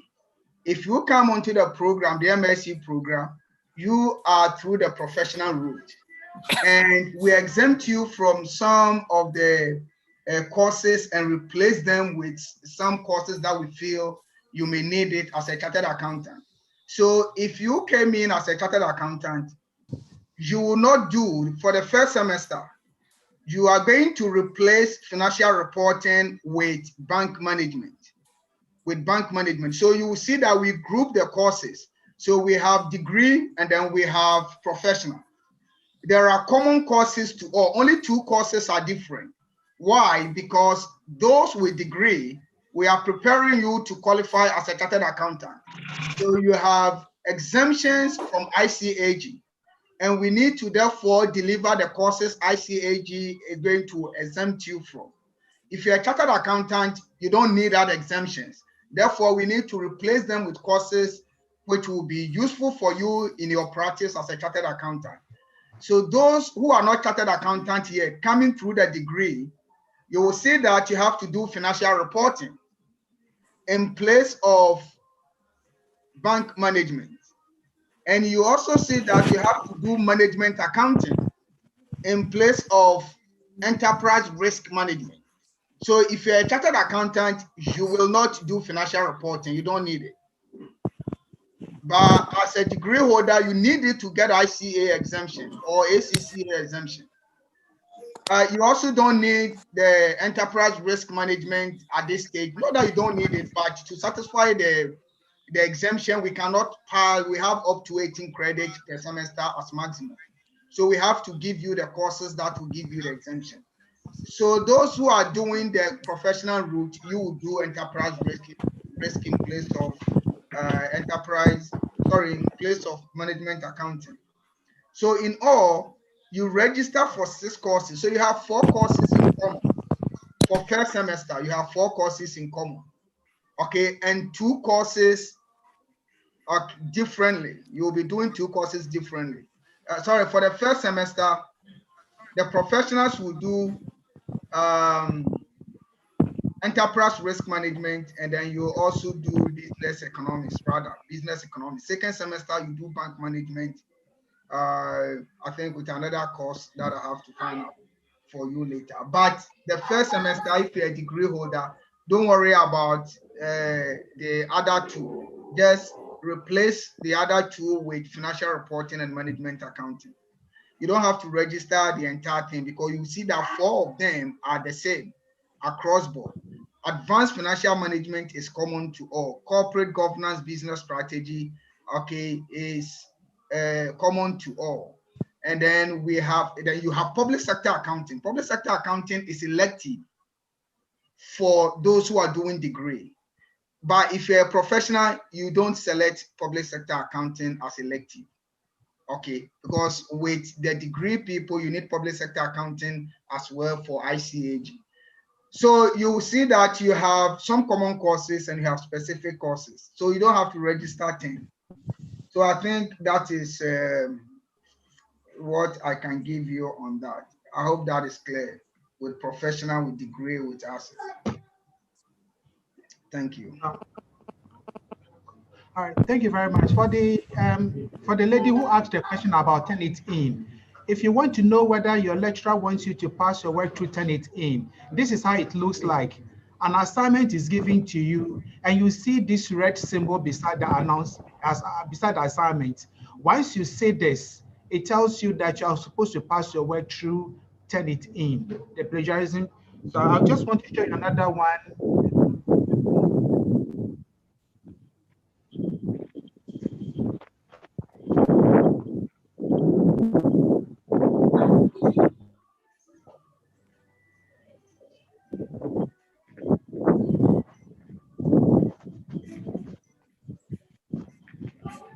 This is another assignment that you see here, but it doesn't have a red.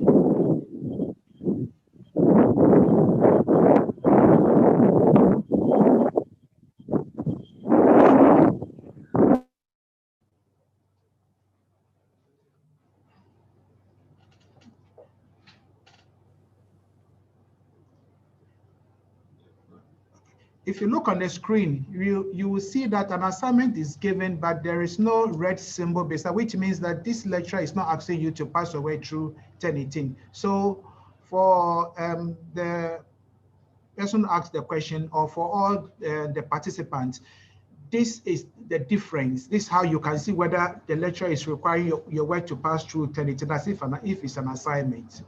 Thank you.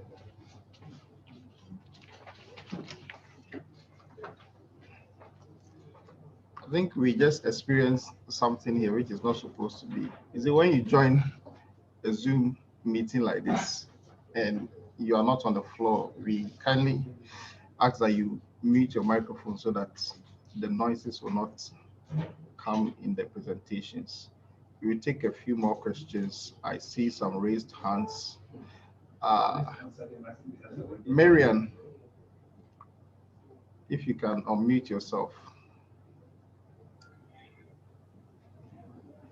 Hello.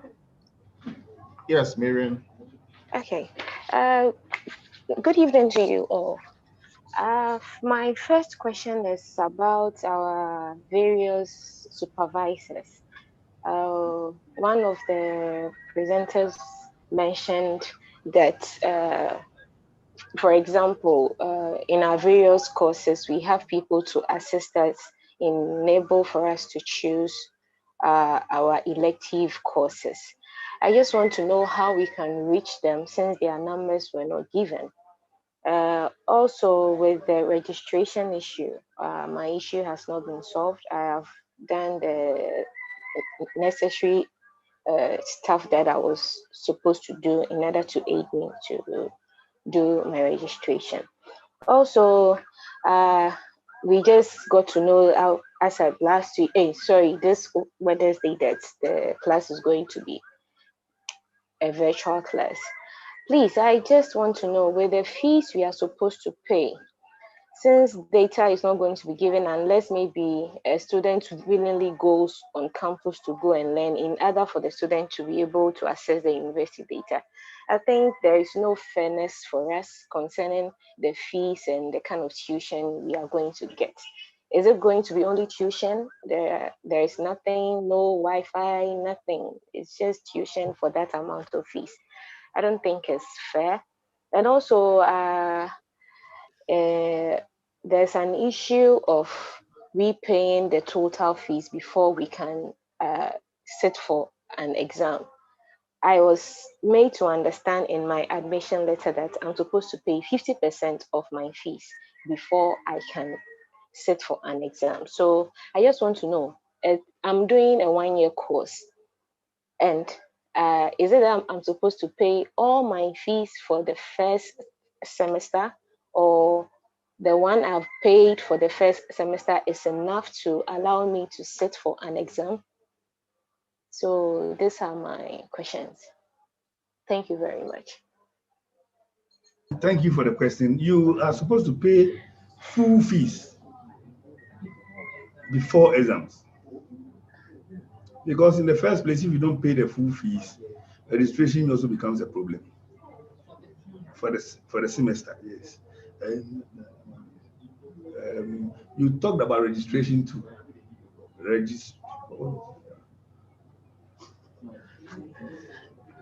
You talked about registration. What was the question about registration? I'm not able to register as a now, and I have done all the necessary requirements.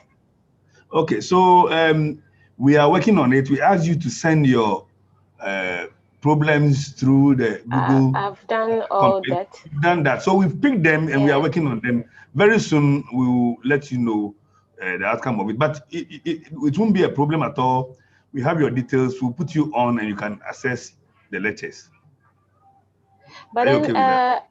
I'm okay with that. But the fees issue has not been clarified for me, because if you are supposed to pay, you are supposed to pay. Yes, Dean. Let me help you a bit. Good evening, ladies and gentlemen. So the questioner asked that on the provisional admission letter, we ask you to pay some amount, and then your admission letter says you can pay 50%. your program is a 1-year program. So when the fee is quoted by the university, it's quoted as the total fee for the entire year. But at the business school, because of the size of our fees, we have this special arrangement where you pay your fees per semester.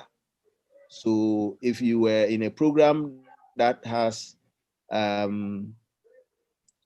16,820 as your total fee, we ask you to pay just for 1 semester, which is 8,410.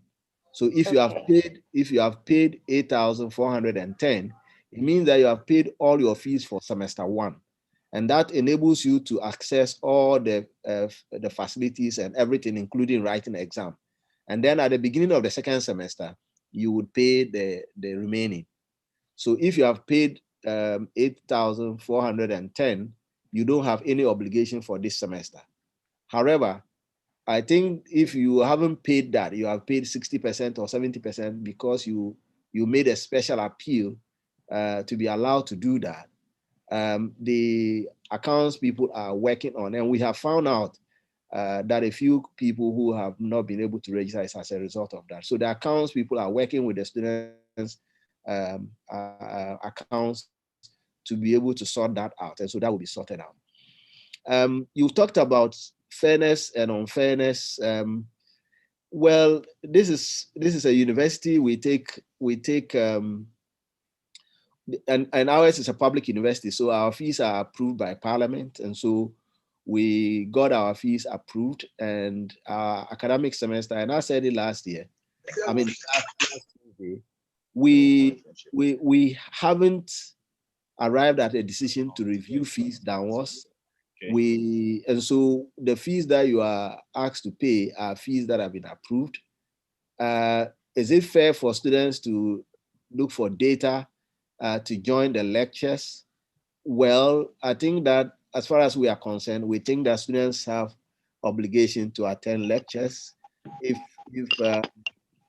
for example, for most of us, we would be driving from a lot of places to come to campus on a physical day to come and attend lectures and all of that. And so the university does not provide data, and we expect that students would bear that as part of their cost to their studies. This is not, it will not be a basis for discussion because I do not have, as dean, I do not have the authority to enter into an argument with students whether it is fair or not fair. And so I think that we will have to leave it as it is. If anybody has any personal issue on that, I would rather that you would send me a letter to that effect, and then we can discuss it. Thank you.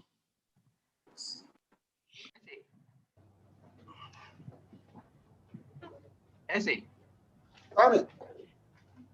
She also asked a question on the telephone number of lecturers that she can see for the selection of topics.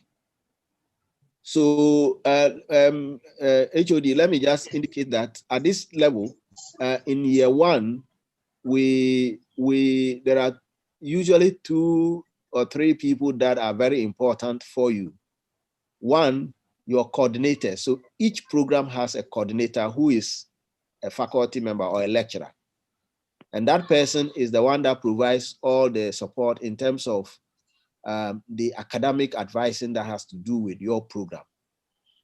In addition to that, you have the program managers who are the administrative support. So if there are things that are not typically of the technical or academic issues, they would be then able to provide.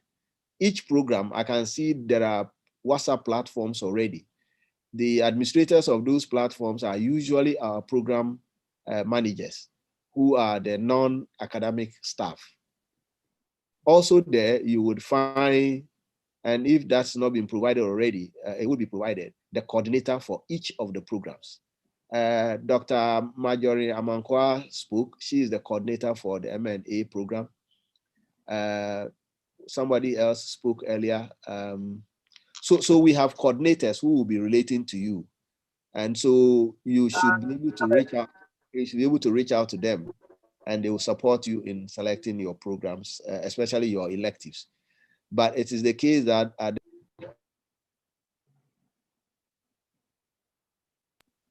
the master's level, there are largely a number of only core courses and less of elective courses, but you can still reach out to them to support you on what courses you should select. Thank you. Thank you, Dean. You have a question from Esther Adom. Please unmute yourself and ask your question.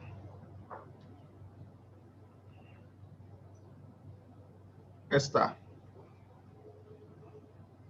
Okay. Hello, sir. Please, I would like to know. Hello. Go ahead. We are listening, Esther. Okay. Thank you. Thank you for the opportunity. Please, I would like to know if I've already paid my fees, but I paid to the UG accounts, like the main account. So I just heard that I'm supposed to pay to the UGBS account rather. So I don't know how to go about it now. How do I get to pay to the UGBS account? Please, or it doesn't matter because I have not been able to register. On this platform, there are different categories of students. Yes. We have students that we have labeled special program students. Special program students are those who are enrolled in a weekend MBA program, executive MBA programs. Yes. All right, or the weekend MSc programs and all of those. Those are students whose payment come directly to the University of Ghana Business School. If you are an MPhil student, if you are a regular program student, if you are a PhD student, your fee is according to the admission letter that you got. So for those who are admitted to the special programs, usually you will not have information in your actual admission letter telling you, because we were expected to pay your fees before you were actually admitted. So if you are the questioner now, if you are a regular program student, you have done the right thing. If you are a special program student, I suspect that you may have a problem and you will need to talk to the program coordinator. So if you don't mind, will you tell me what program you are on?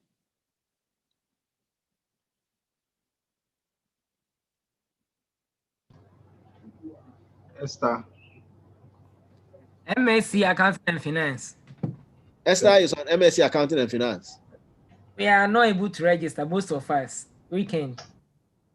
Okay, so let me, on behalf of the school, send all of you students who are still unable to register and have one problem or the other relating to registration, our very unqualified apologies. We are extremely sorry that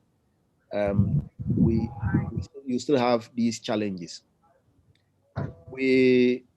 For when COVID struck, we moved all of our payment systems online and have had a bit of a problem trying to reconcile 3 levels of issues. 1, when students pay the money into our accounts. 2, that we can actually confirm that the money has entered into our account. And 3, we being able to instruct the main university student account system to credit the student's account so that when students go into their MIS system, they can actually see that their fees have been credited. Now, it is at that level, when your fees have been credited to your account, that you are able to register without any hassle. Unfortunately, these 3 levels of reconciliation have given us problems, and these problems have been largely human problems. Problems of the universities until now, and even now, the university is still operating halfway. So you have staff come to work only twice in a week and stuff like that. And so the process of getting all of these reconciliations done have been a bit problematic for us. And as Dean, I want to take responsibility for these problems. As I talk to you, we have our teams working around the clock. We had received some complaints of nearly 400 students. At the beginning of this morning, I think about 150 of those issues had been resolved. And the team is going to be working throughout the weekend and to early next week to be able to fix all the problems that we have. So if you haven't been able to register yet, don't let your heart be troubled. You would be able to register.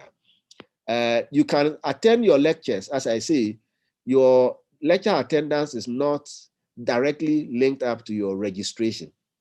And so you can attend your lectures, even if you are a regular student and your lectures start on Monday, you can attend your lectures online. All you need to do is to be able to get the link, and I see the WhatsApp platform. So you are going to get the link of the Zoom link that your lecturers are going to be using, and your class reps. You need, and one of the things you need to do quickly is that in your WhatsApp groups, you need to elect your class reps. So let the political campaign start on the platforms for those who want to be course reps. And once you do that, your course reps will be in touch with the program coordinators and the program managers and the lecturers concerned, so that the Zoom links that will be used for the lectures will be made available. Beyond that, so your registration and lecture attendance are not entirely linked, but we insist that you are registered so that your records are completed and you are properly identified as a student. And so between now and next week, our team is going to be working in the background to ensure that all of those registration problems are addressed. So if you have not resolved your problem yet, just be patient with us. I received a complaint from my staff who are contacting students that when they call you, you have sent us a complaint. When they call you, they get attacked. And so the lady who has been calling has told me, Dean, I don't want to call the students anymore because you call all of them and they are angry and they are insulting you. Please, let's bear with the situation. We want to treat you with decorum, and we expect that you do same to our staff. Any individual staff calling you is not directly responsible for the challenges that you face. As Dean, I take responsibility for them. And so if you have anybody to slap, maybe you should just be slapping me. So please allow my staff to work on resolving the problem. So if you get a call from our staff, they will try to be very civil with you, and we entreat you to be civil with them as well, so they can help to solve the problems that you have. I have shared in the chat room the slides that the vice dean of graduate school used. So if you scroll in the chat, you will see that I've also shared a few links to the to the School of Graduate Studies website. The University of Ghana Business School website also has a lot of information, and I entreat you to do that. For those who will be joining your WhatsApp groups late, it will be good if those of you who have solved your problems already can help them to solve the problems. Because for some of the problems, it's just about following some simple procedure, and sometimes you can get over them. I've also received a lot of complaints, and many times when I have taken time to read the admission letter of the students with them, they are able to solve the problems that they are actually encountering. And so I sometimes take time to read a little bit, or just be a bit curious about the information that's available to you, so that you can solve some of the problems. But I am ultimately responsible as your dean, and I want you to get the best of experience during your stay with us.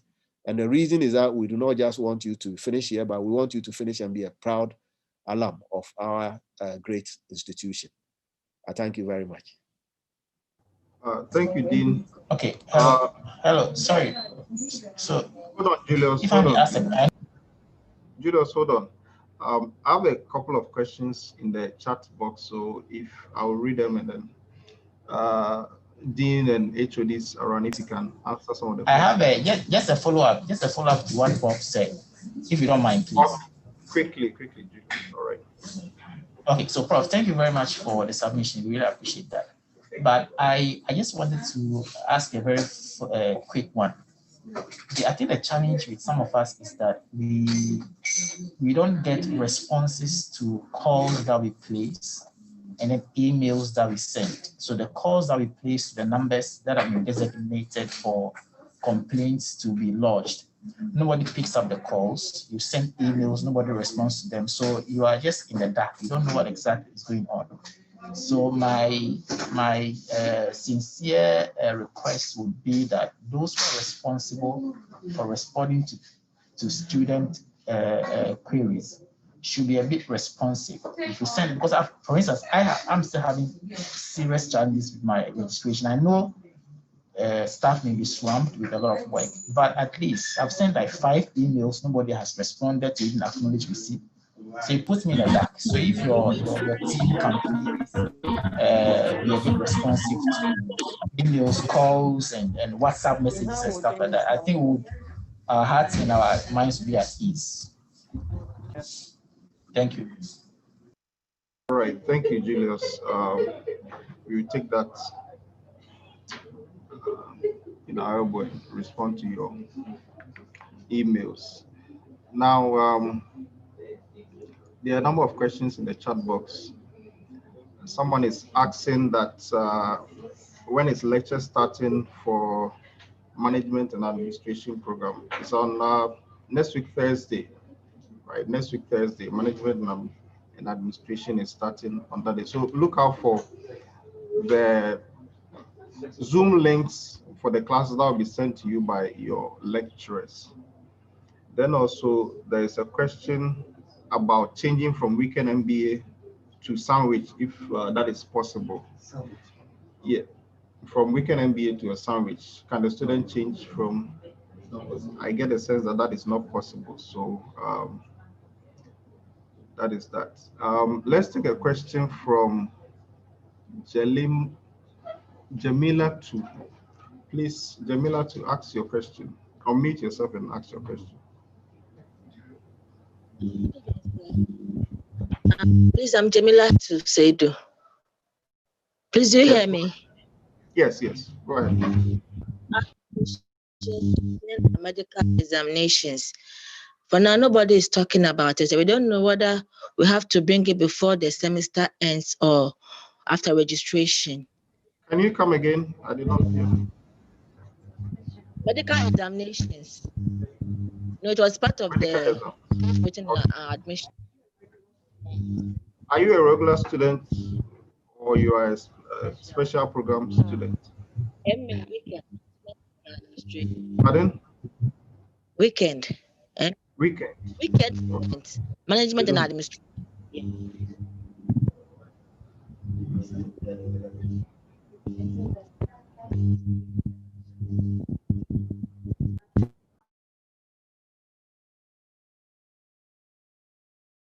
Under these COVID circumstances, you are not supposed to do that. Thank you. Let's have a question from Nicholas Mensah. Nicholas, unmute yourself and ask your question.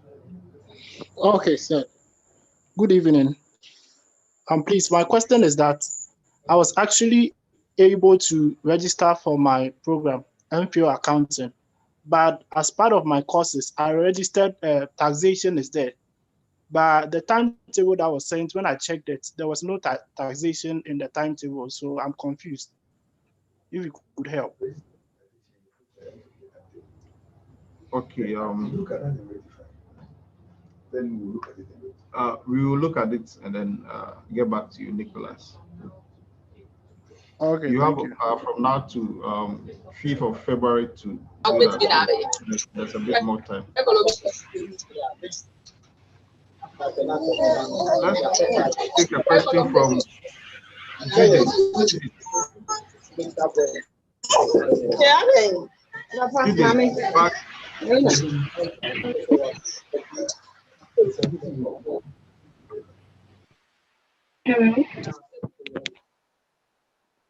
Hello.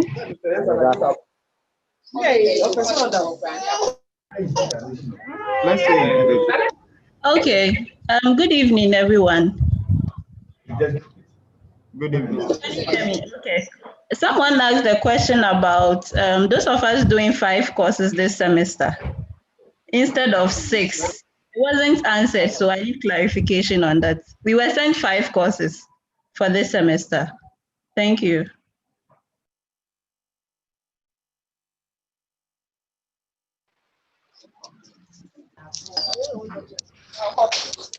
The issue is that some programs have 5 courses in this semester, and some programs have 6 courses in this semester.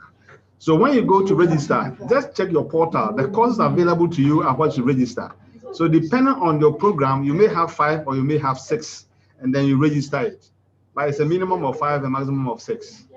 I hope that answers your question. Hello, should I take that again? Okay, I guess you're okay with that.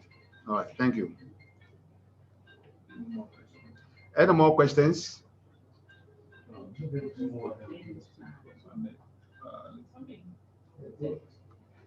Any more concerns?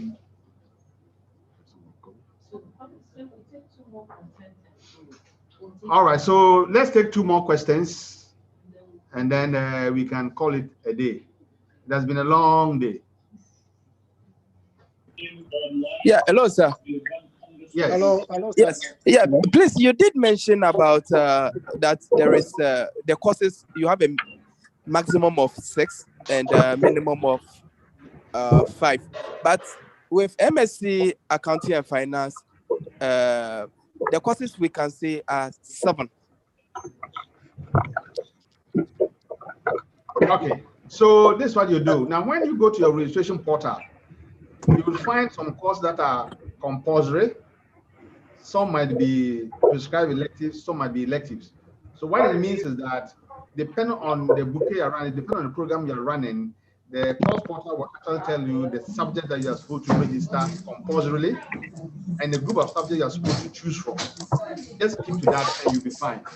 If you have any challenge, just call any coordinator, programmer, any program officer, or the HOD, and you'll be sorted out. But your first point of call is just make sure that when you go to your portal for registration, take the course, read the instructions carefully, and it will guide you as to how to pick the courses. Hello, sir. Hello, sir. Yes. Please, Hello, I have a question. Please, I asked a question. My question is. I asked a hold question. on, we have 2 people speaking. Yes, let's hear you first. Hello, sir. I asked a question initially about the fact that I registered a course and it's not on the timetable. I'm doing MPhil accounting, and then taxation. I registered taxation as part of the courses, and so I registered 7 courses, but on the timetable it's only 6 courses that are there.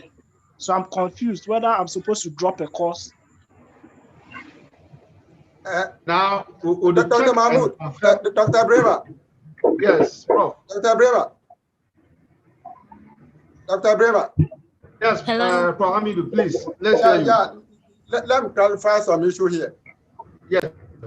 Yeah, for those MPhil students, taxation is for 2nd semester. Taxation and fiscal policy, 2nd semester course. Okay. So sir. Hello. What do I do? I want to find out the timetable for MA. The schedule and the time for MA lecture. Hello. Now, please take it one at a time. The gentleman who wants to know about the taxation, what program are you doing? MPhil accounting. Okay, so Professor Hamidu says the MPhil what I accounting want to know is taxation that, is for 2nd semester. Yes, but I've registered already. So what do I do? Since I've So registered. drop it. You can drop it. Okay. You can drop it and next semester you register it. Hello. Please. When are we supposed to do that? Find out about the long essay, long essays. Are we When supposed to?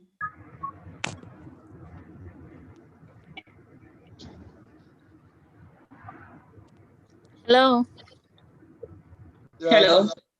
Please, my concern is about the timetable that was sent. I've not seen any timetable around on any of the platforms here. Okay, so any other concern? Okay, so then let's hear you.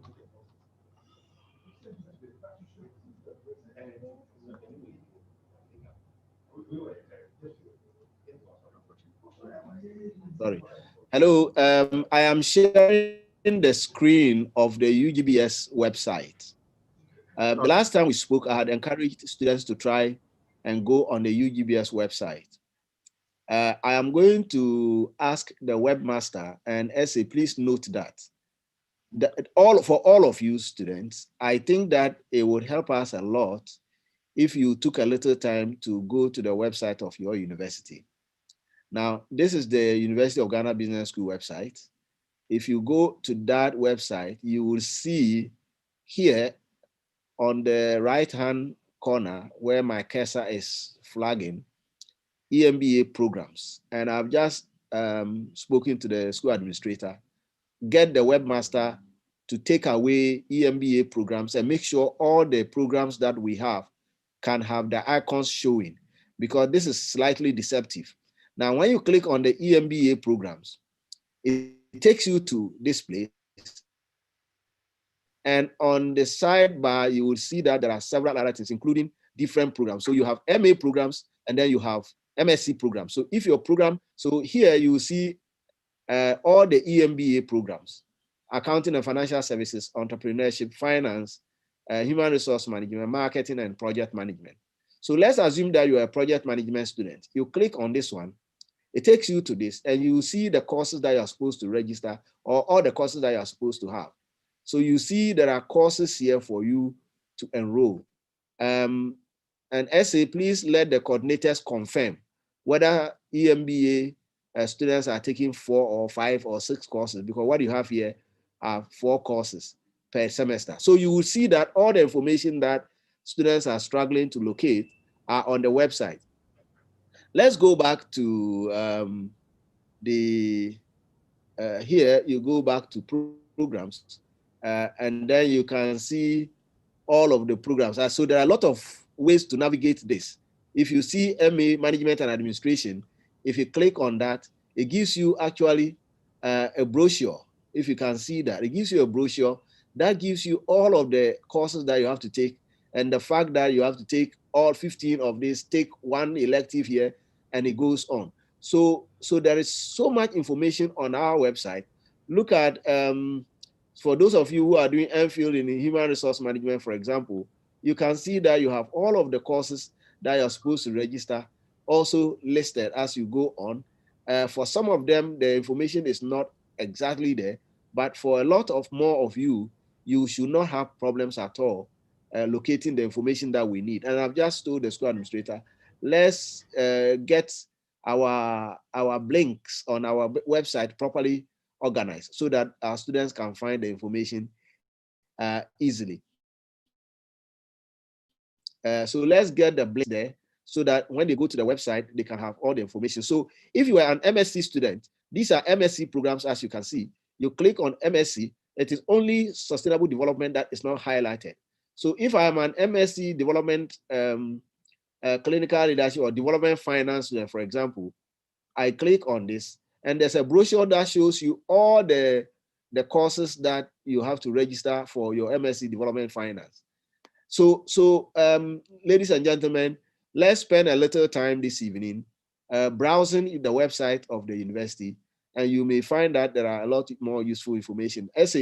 Let's get the webmaster to reorganize this information so that students can easily see. For those of us who are here already, it's easy for us to see and to be able to navigate this. But I guess that if there's a visitor on our webpage, it should be possible for them to see that our executive programs or special programs are here, and that the students can find the right information.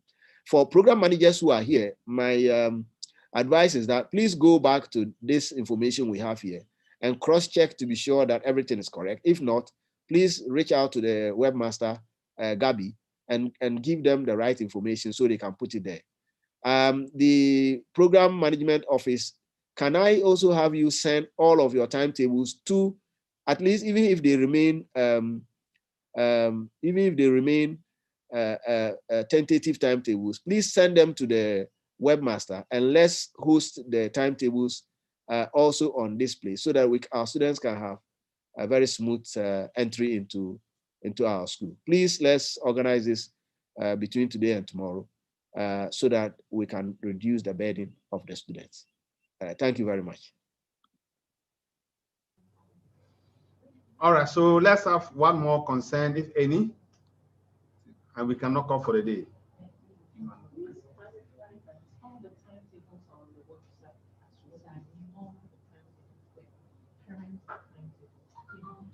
And if you check the website, you find all the current timetables there.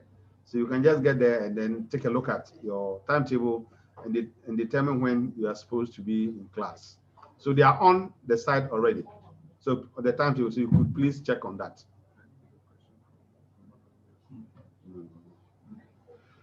Emmanuel, Mreku, your hand is up. I see several hands. I wanted to. It's fine now. Let's hear you. It's fine now. It's fine now. Okay. Yes, all right. It's fine. Let's go through.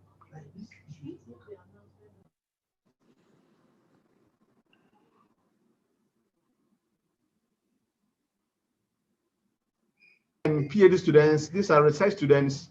You'll have sessions with your departmental graduate studies committee to get more insights into your program and how to go about your research. Okay, so let's take a question from Ebenezer. Hello, my name is Ebenezer Abayama Nakuma, MBA Health Service Management. I have a concern here. Most of us doing the weekend programs, we are extremely busy, and we actually need that tuition, very serious tuition. And if you look at the Zoom, sometimes you connect and it disconnect and so many issues. So I'm just trying to bring it to the attention of the dean, whether they could help and bring some contact hours between us and the lecturers so that we'll get the correct tuition that we actually need. Otherwise, it will be very, very difficult because we don't actually get the time. So that a short time we get for the weekends, if we could have contact and then get some serious tuition uninterrupted, it could help us a lot. So let me see if I can do well. Your concern is that you might not have effective tuition with your lecturers. Is exactly. That your concern? Exactly. Now let me assure you that the lecturers in the business school here are very serious about their work. And actually our concern is that you may not even have enough time to be with us. So I want to assure you that in terms of online, this is not our first attempt. We've done that since last year with special programs. We run exams with regular students, undergrads, masters, PhD. We've gone through all, and we are just going to continue that with it as well. So just be rest assured that there'll be enough time, contact hours between the lecturers and the students. In fact, okay, let me put it this way. If I could finish, so we can come back. Okay.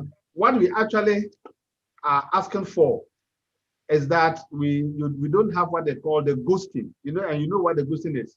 You click on join a lecture, you leave your presence on the screen, and you are nowhere to be found. Now, that is something that we hope that you will not do. The lecturer cannot ghost because he needs to be there, he needs to interact, he needs to deliver. So we are hoping that you guys would actually, you ladies and gentlemen, will actually be around, actually give us your time, and we are here to prepare to give you your time. So that shouldn't be a challenge at all. Okay. Yes, so the lecturers may be available, but I'm just looking at constraints at the side of we, the students, because sometimes we have challenges even connecting. Our internets are not strong at home and so many other things. So in that case, we are likely not to get the impact that we are actually expecting. But we anticipated that. So because of that, we have prepared a timetable that will guide you and allow you to organize yourself, plan ahead, and know when you have what lecture, what time to end at what time. So the idea is to help you organize yourself. In terms of internet failing, well, that's an intervention we might not be able to control. But to enable us to have both impact properly, we have given the timetable You use the time to organize yourself, and then it's not that we may be available, we would be available. And we are asking that you to be available. Plan yourself the timetable, and I'm sure we shall be fine online. Yes, and if I could make a little intervention on Ebenezer. Ebenezer, last time we had online teaching, your colleagues who joined, their behavior was very similar to your behavior and apprehension. By the time that we were halfway through, I got them call me to say they don't want to come back to school physically anymore. So don't ship the soup before the food is brought. Just be patient. We understand the challenges that may occur because of internet. And so I think that what all of you need to do is to try and locate a good place where you can always have good internet. And like I said the last time, if you live around Accra or the neighboring Legon environment and you want to come on campus, sit somewhere and connect, you are allowed to do that, even though because we are not going to be with you in the lecture hall. I am concerned about my faculty as well. So I'm resisting the temptation to defy the university's policy. The university's policy is that we're going to do virtual. And the essence of it is to try and protect every one of us, including you, our cherished students. So don't be in a hurry to give yourself COVID just because you want to dodge. But as for the experience, especially those of you who are in the MBA program, next year you will be here, physical. You want to see Legon campus, you will be here, physical. Dr. Godfredo Wusu is here. You can see he's smiling. He would definitely be here to meet you, and you will get a taste a little bit. Did you do your first degree in Legon? Ebenezer, did you do your first degree in Legon? Oh, you are muted. But yes, but so especially those of you who didn't do your first degree in Legon, I definitely want you to get a little taste of the Legon experience. We call it the Legon advantage, so that you can use it to garnish your village university that you got for first degree. You see, Legon gives you a special advantage. If you went to a village university, please hide your certificate and put the Legon certificate on top, especially if you are getting the certificates from the business school. I definitely want you to hide your village certificate, like those from those near the sea and those in the forest. Get the Legon certificate and use it to hide. As for the other ones who are yet to get a name, you owe us. You have to pay the fees, double fees, to get our certificate so that you can use it to garnish your Nyama certificates. But otherwise, don't let your heart be troubled. You will enjoy the experience online. Just look for a good place so you can have good internet. Thank you very much. Okay, so Eben. Hi, Ebenezer. I came down because I heard you said because of how busy. You won't be busy, Eben.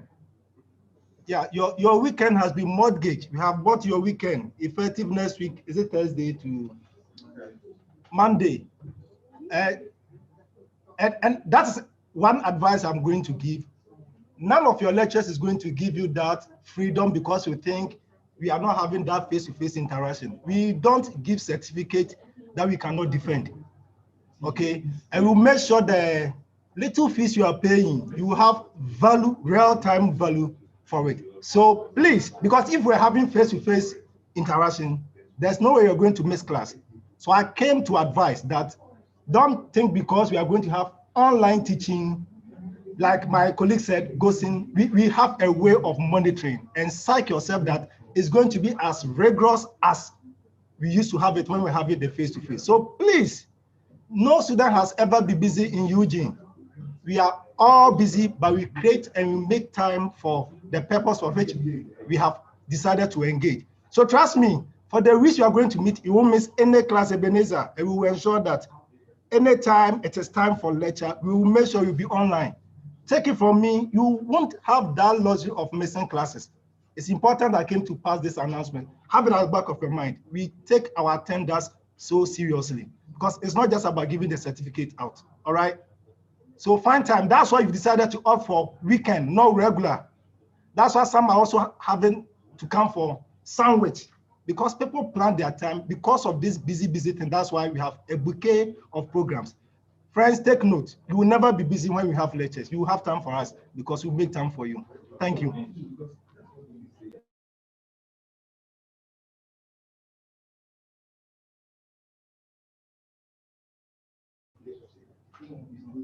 Okay, so at this point, I think time is fast spent, but I see some of you have posted in the chat box that we should take you through the process of registration again, which we did on Wednesday. And then let me direct you to the YouTube page. The video is still up on YouTube, the Business School YouTube channel. So you look for UGBS on YouTube, you'll find the video that we did on Wednesday. This video is also being streamed live on YouTube. So once we are done, the video will be live on YouTube, and you can go and play back as many times as you want. So on this note, we thank you for being with us this evening. We hope that you have a wonderful stay at the business school, and then you enjoy your lectures and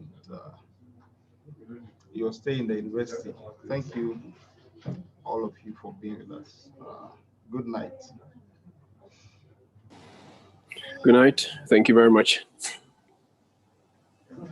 All right. Thank you. Thank you very much. My hand is still up. You didn't call me. My hand is Thank up. you. Thank you very much. Oh. Thank you. Thank you. Thank you. Thank you also. Thank Thank you. Thank Bye you bye. I very don't much. want to respond. Thank you also for your time. you. Thank you. Thank you. Thank you. Thank you for your time. It's after